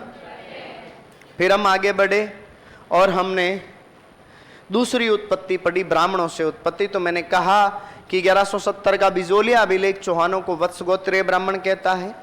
मैंने आपको बताया था कि डॉक्टर दशरथ शर्मा की किताब अर्ली चौहान डायनेस्टी ब्राह्मण कहती है, कविजान नियामत खान की किताब कायम रासो भी इनको ब्राह्मण कहते हैं और DR भंडारकर इनको नागर जाति का ब्राह्मण कहता है। फिर हम आगे बढ़े और हमने पढ़ा था कि चौहानों को विदेशी कौन कौन कहता है। तो मैंने कहा टोड, स्मिथ और विलियम क्रुक विदेशी कहते हैं। टोड कहता है ये शक या सिथियन जाति से हैं, जबकि गौरीशंकर हीराचंद ओझा इस उत्पत्ति का क्या करते हैं? विरोध करते हैं। मैंने कहा सूर्यवंशी, तो मैंने आपको बताया कि विग्रहराज चतुर्थ का अभिलेख, गौरीशंकर हीराचंद ओझा, जयानक की किताब पृथ्वीराज विजय, नयन चंद्र सूरी की किताब हमीर महाकाव्य, जोधराज और सारंगधर की किताब हमीर रासो, और मैंने आपको बताया था पद्मनाभ की किताब कानड़देव प्रबंध। फिर मैंने कहा चंद्रवंशी, तो मैंने कहा आबू का अचलेश्वर अभिलेख और पृथ्वीराज सेकंड का हांसी अभिलेख इनको चंद्रवंशी कहता है। मैंने कहा रायपाल का सेवाड़ी अभिलेख इनको इंद्र का वंशज कहता है और विग्रहराज चतुर्थ का अभिलेख इनकी उत्पत्ति मालवों से बताता है। मैंने आपको बताया था कि रामकरण आसोपा कहते हैं कि ये सांबर झील के चारों तरफ रहने के कारण ही क्या कहलाए, चौहान। मैंने जयानक के अनुसार चहमान शब्द का अर्थ बताया था, चे से चाप, है से हरि, माँ से मान और ने से नीति। मैंने कहा था इनका उत्पत्ति स्थल सांबर या सपादलक्ष और इनकी प्रारंभिक राजधानी अहिछत्रपुर या नागौर। फिर कुछ शाखाओं के बारे में बताया तो मैंने कहा सांबर स्थापना 551 में, संस्थापक वासुदेव। मैंने कहा नाडोल 960 लक्ष्मण राज। मैंने कहा था अजमेर 1113 अजयराज। मैंने कहा जालोर 1181 कीर्तिपाल सोनगरा। मैंने कहा कि रणथंबोर 1194 में गोविंदराज। मैंने आपको कहा कि 1241 में बूंदी देवाहाड़ा, 1311 में सिरोई जिनका नाम था लुम्बा देवड़ा। मैंने कहा कि 1631 में कोटा माधव सिंह हाड़ा। फिर आगे बढ़े और मैंने आपको सांबर के चौहान बताए तो मैंने कहा वासुदेव ने 551 ईस्वी में सांबर में चौहान वंश की स्थापना की, जिसकी जानकारी हमें राजशेखर की पुस्तक प्रबंध कोश से मिलती है। मैंने कहा बिजोली अभिलेख कहता है कि इन्होंने सांबर झील बनवाई थी। फिर मैंने आपको दुर्लभराज के बारे में बताया तो मैंने कहा था कि इनके शासनकाल में पहला मुस्लिम आक्रमण हुआ था और इन्होंने त्रिपक्षीय संघर्ष में वत्सराज की सहायता की थी।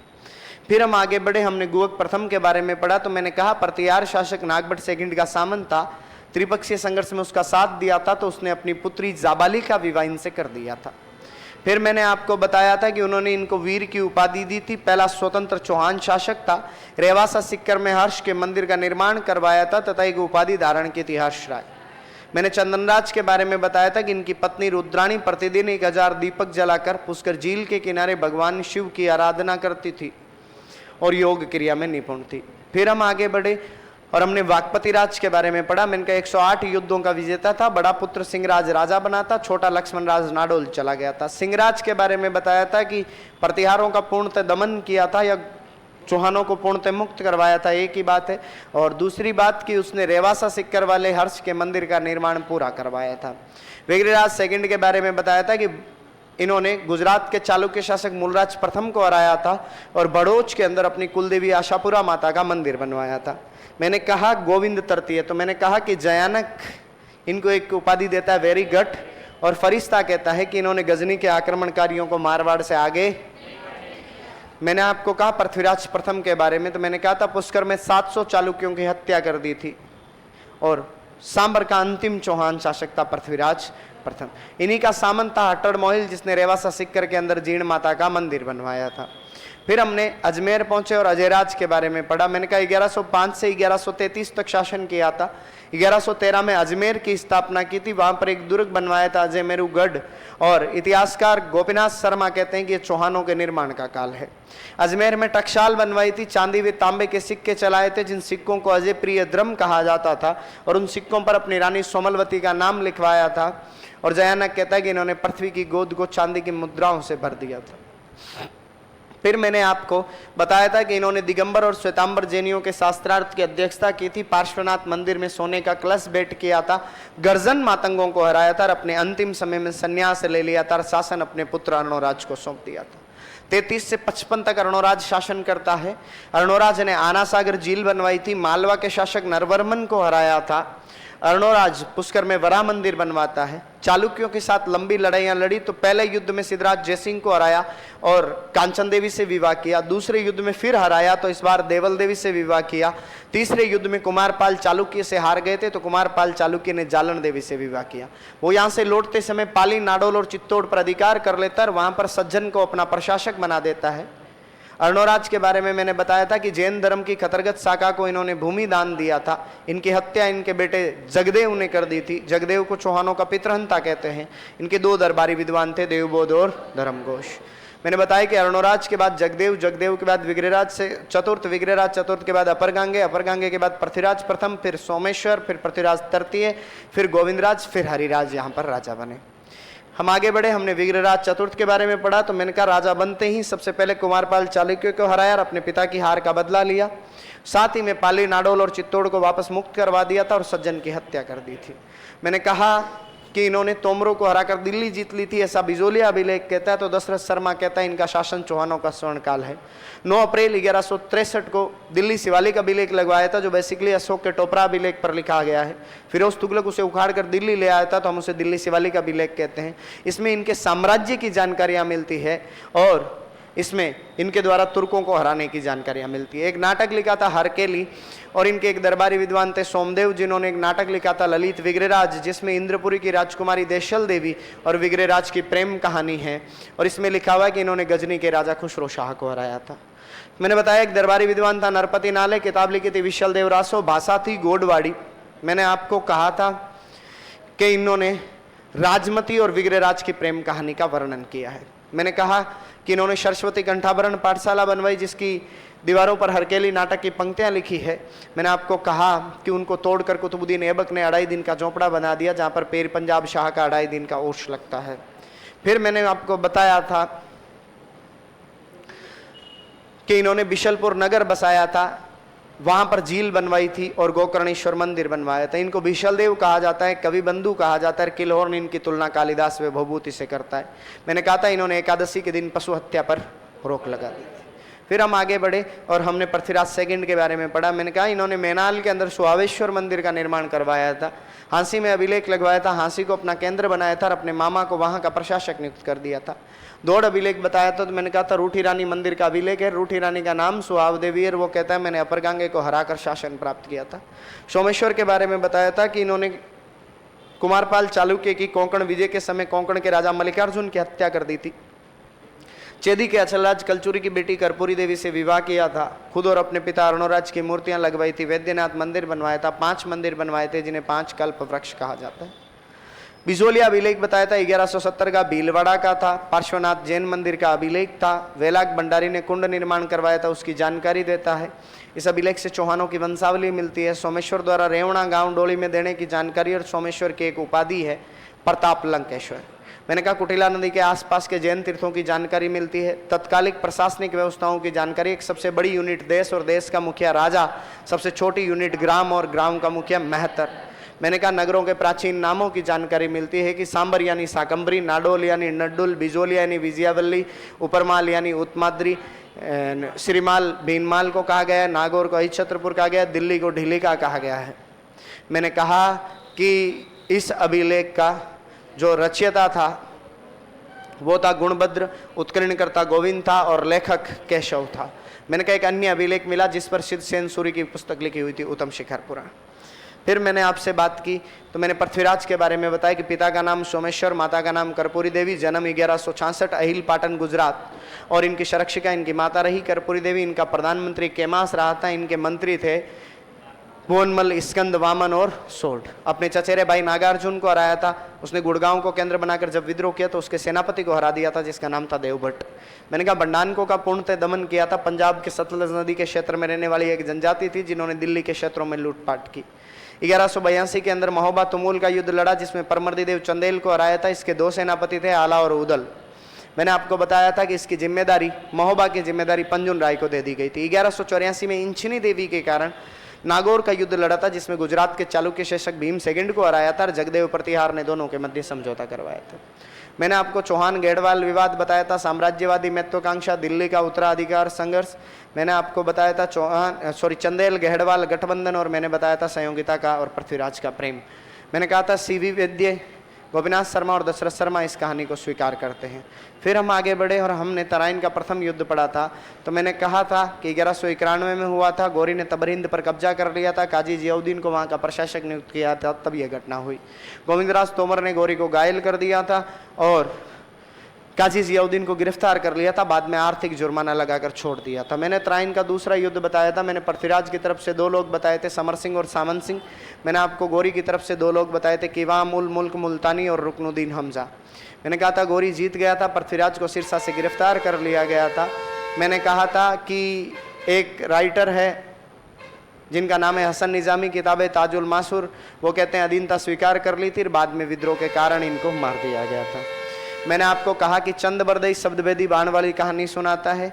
मैंने कहा था कि तारीख फरिश्ता कहता है कि युद्ध के मैदान से भाग गया था, पकड़ के मार दिया था। और एक किताब थी विरुद्ध विधि विध्वंस, वो किताब कहती है कि युद्ध के दौरान ही इनकी क्या हो गई थी, मृत्यु। इनके घोड़े का नाम था नाट्यरंबा। मैंने आपको बताया था कि विद्वानों के मत, तो मैंने कहा आदर्शीलाल श्रीवास्तव कहता है युग परिवर्तनकारी घटना है।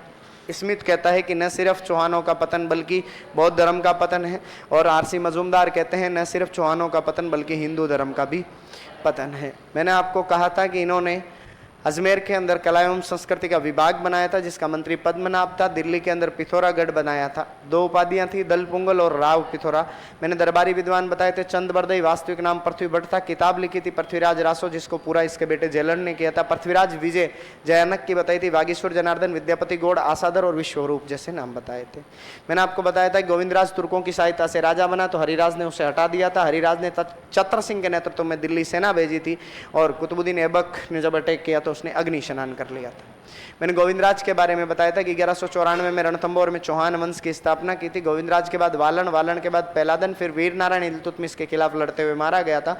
फिर वाघभट्ट जिसने भी दिल्ली के खिलाफ संघर्ष किया था। फिर पहलादन, फिर जैतर सिंह जिसने नासिरुद्दीन महमूद और दिल्ली बलबन के समकालीन रहा था। नासिरुद्दीन महमूद का असफल आक्रमण झेल लिया था इन्होंने और अपने जीवन काल में ही अपने बेटे हमीर को राजा बना दिया था। हमीर के पिता थे जैतर सिंह, माता थी हीरा दे। अपने पिता के 32 वर्षों के शासनकाल की याद में 32 खंभों की छतरी बनवाई थी जिसको न्याय की छतरी कहा जाता है।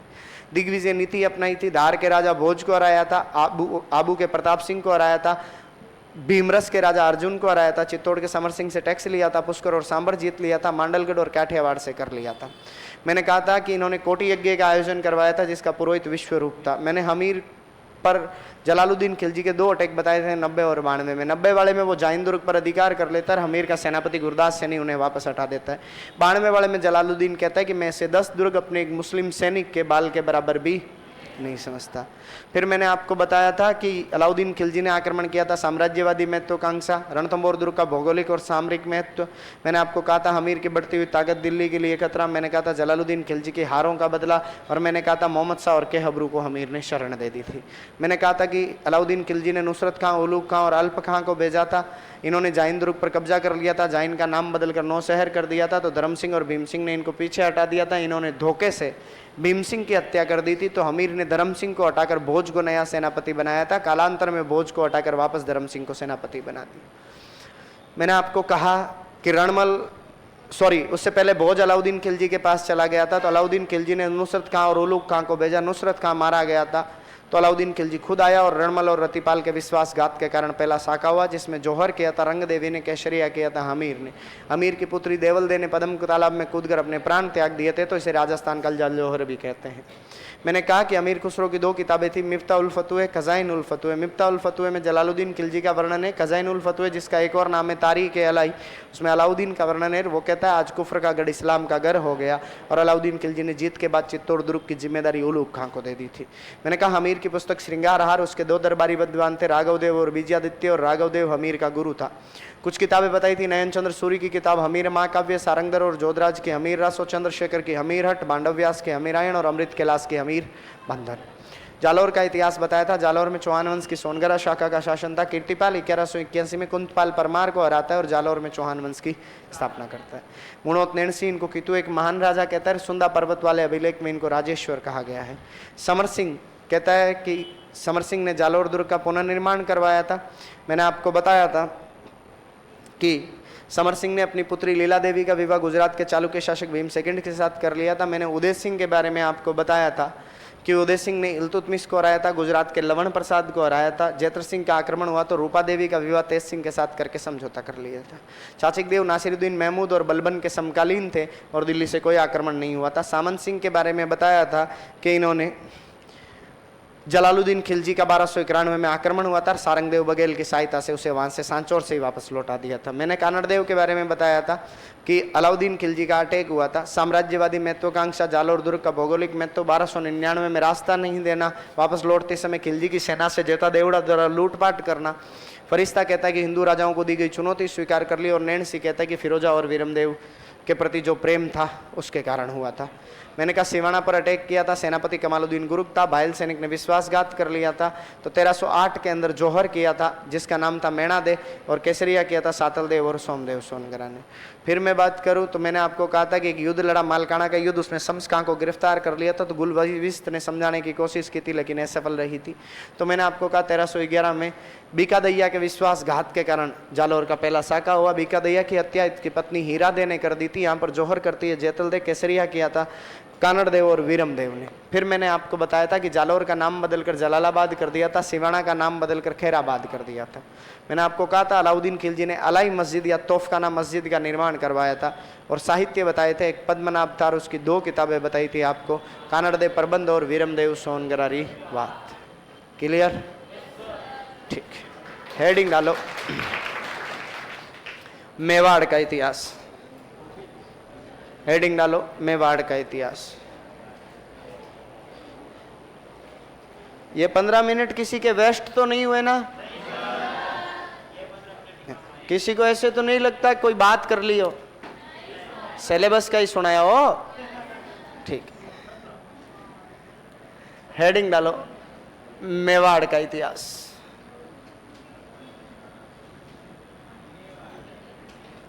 मेवाड़ का इतिहास। मैं कहूं कि पूरी वर्ल्ड हिस्ट्री में से भारत का इतिहास निकाल दो तो दुनिया के पास कुछ भी नहीं बचता। तो उस भारत के इतिहास में से मेरे राजस्थान को बाहर निकालो तो इंडिया वालों के पास पढ़ाने के लिए अपना कुछ भी, और उस इंडिया की हिस्ट्री में से, राजस्थान में से आप मेवाड़ को बाहर निकाल दो तो राजस्थान के पास अपना कुछ भी नहीं बचता। मेवाड़ का इतिहास राजस्थान के इतिहास की धुरी है। मेवाड़ का इतिहास राजस्थान के इतिहास का बिजोलिया है। जितना समय सारे राजवंशों में लगेगा उतना समय अपने को सिर्फ मेवाड़ पढ़ने में लगेगा। वो मेवाड़ जिसके बारे में कहा जाता है कि हूँ तो नहीं मेवाड़ तो हूती नहीं हिंदवाण, कि हूँ तो नहीं मेवाड़ तो हूती नहीं हिंदवाण, खांडो कदे नहीं खड़कतो और भारत छिपतो बाण। कि अगर मेवाड़ नहीं होता तो ये हिंदुस्तान नहीं होता, खांडो कदे नहीं खड़कतो, कि वो भारतीय लोगों की तलवार कभी नहीं खड़कती, और भारत छिपतो बाण, के भारत कहीं बादलों की ओटों के बीच में सूर्य की ओटों के पीछे खोकर रह जाता। वो मेवाड़ जो विश्व का सबसे प्राचीनतम राजवंश है, जिसने सबसे लंबे समय तक एक ही क्षेत्र पर क्या किया था, शासन किया था। इस मेवाड़ की जो दरा है, मैं बात करूं कि मेवाड़ कौन कौन सा एरिया है वर्तमान का जिसको अपन मेवाड़ कहते हैं। भौगोलिक क्षेत्र तो चित्तौड़ के नाम के बिना तो आप मेवाड़ को फील ही नहीं कर सकते। वर्तमान का कौन सा जिला? उदयपुर के बिना क्या कर पाओगे? तो फिर हल्दीघाटी और कुंभलगढ़ के लिए, सब के लिए राजसमंद चाहिए ना। तो फिर भीलवाड़ा भी तो इसी का हिस्सा है। और इन्हीं जिलों में से टूट के एक जिला बना था जिसका नाम था प्रतापगढ़। एक नया जिला बनाया आजकल, सलुम्बर और शाहपुरा भी। भीलवाड़ा वाला शाहपुरा जिला रखा हुआ है, गया गया बोलो तो। ये वर्तमान के जिले हैं जिसको अपन उस समय का क्या कहते हैं, मेवाड़। फिर मैं बात करूं कि मेवाड़ के प्राचीन नाम, किसकी बात करूं तो मेवाड़ का प्राचीन नाम था मेदपाट। क्या नाम था? प्रागवाट,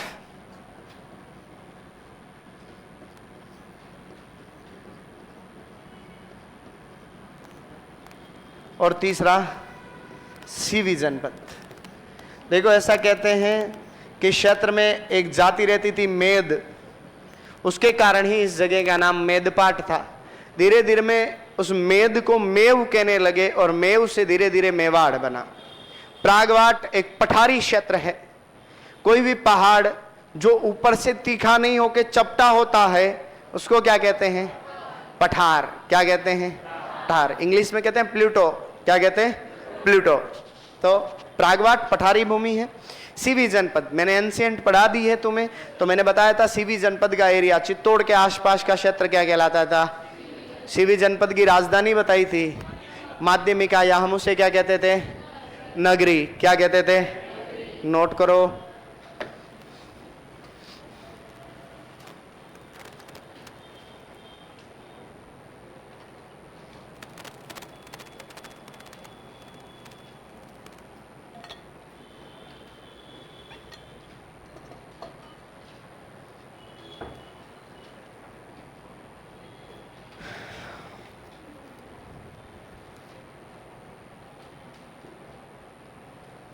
अलाउद्दीन दुर्ग को जालौर दुर्ग व सिवाना दुर्ग किससे सौंपा गया? कमालुद्दीन गुर्ग को।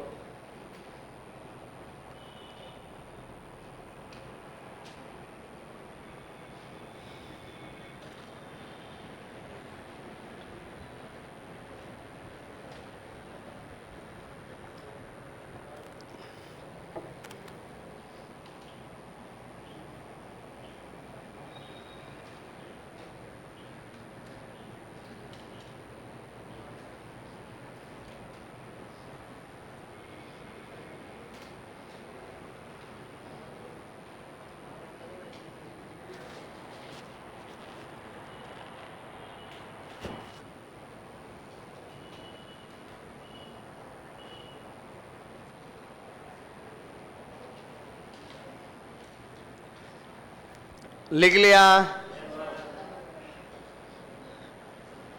लड़कियों लिखो।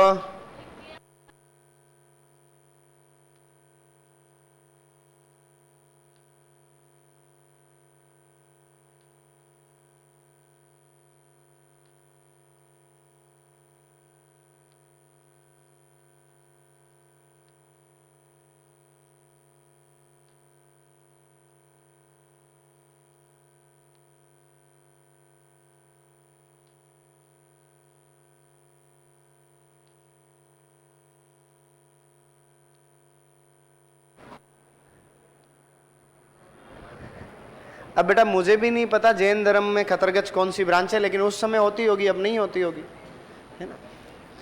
लिख दिया? आगाटपुर नाम आहड़ का था बेटा, इनका नहीं था। बात करते हैं, लिखिएगा। मेवाड़ में गुहिल राजवंश का शासन था।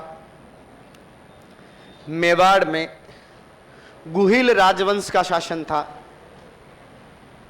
मेवाड़ में गुहिल राजवंश का शासन था। Guhil dynasty rolled over Mewar. Mewar में गुहिल राजवंश का शासन था। बात करता हूं गुहिल राजवंश की, तो मैं कहूं गुहिल राजवंश की स्थापना हुई थी 566 ईस्वी में। कौन से साल में?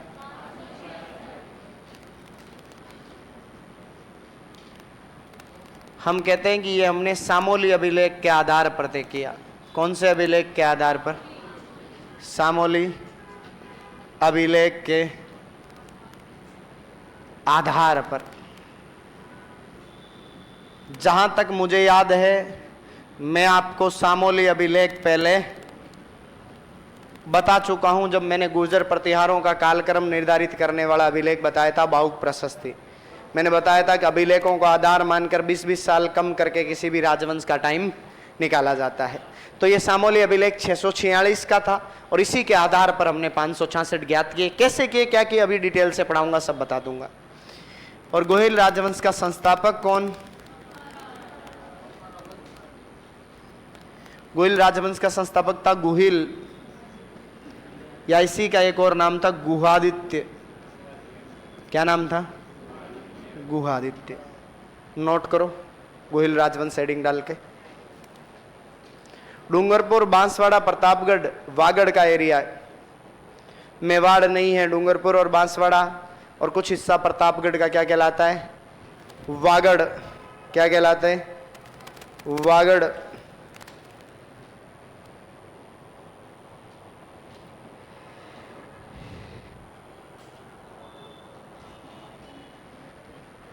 लिख लिया?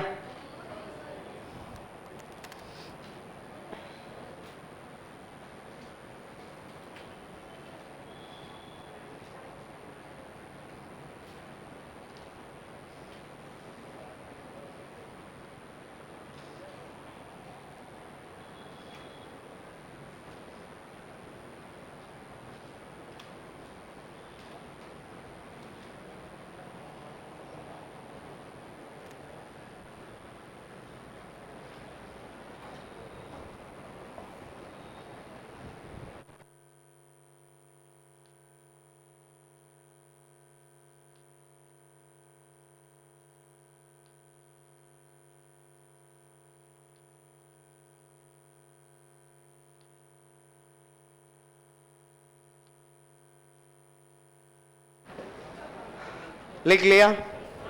अब हम बात करेंगे सामोली अभिलेख की। किसकी? यहीं पढ़ लेते हैं। कौन सा अभिलेख? सामोली अभिलेख।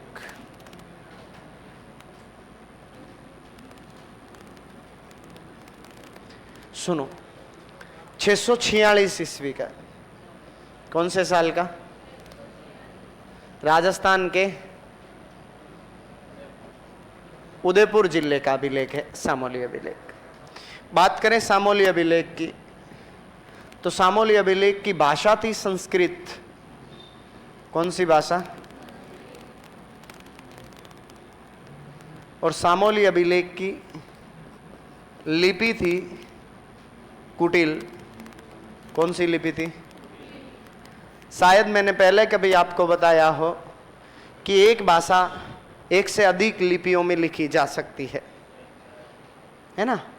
जैसे फिर समझा देता हूं कि I am going to house, मैं घर जा रहा हूं, मैं घर जा रहा हूं, मैं घर जा रहा हूं, I am going to home. 4 sentence हैं। पहले सेंटेंस की लैंग्वेज इंग्लिश है लेकिन लिपि रोमन है। दूसरे सेंटेंस की लैंग्वेज हिंदी है, लिपि देवनागरी है। तीसरे सेंटेंस की लैंग्वेज हिंदी है लेकिन लिपि रोमन है। चौथे सेंटेंस की लैंग्वेज इंग्लिश है लेकिन लिपि देवनागरी है।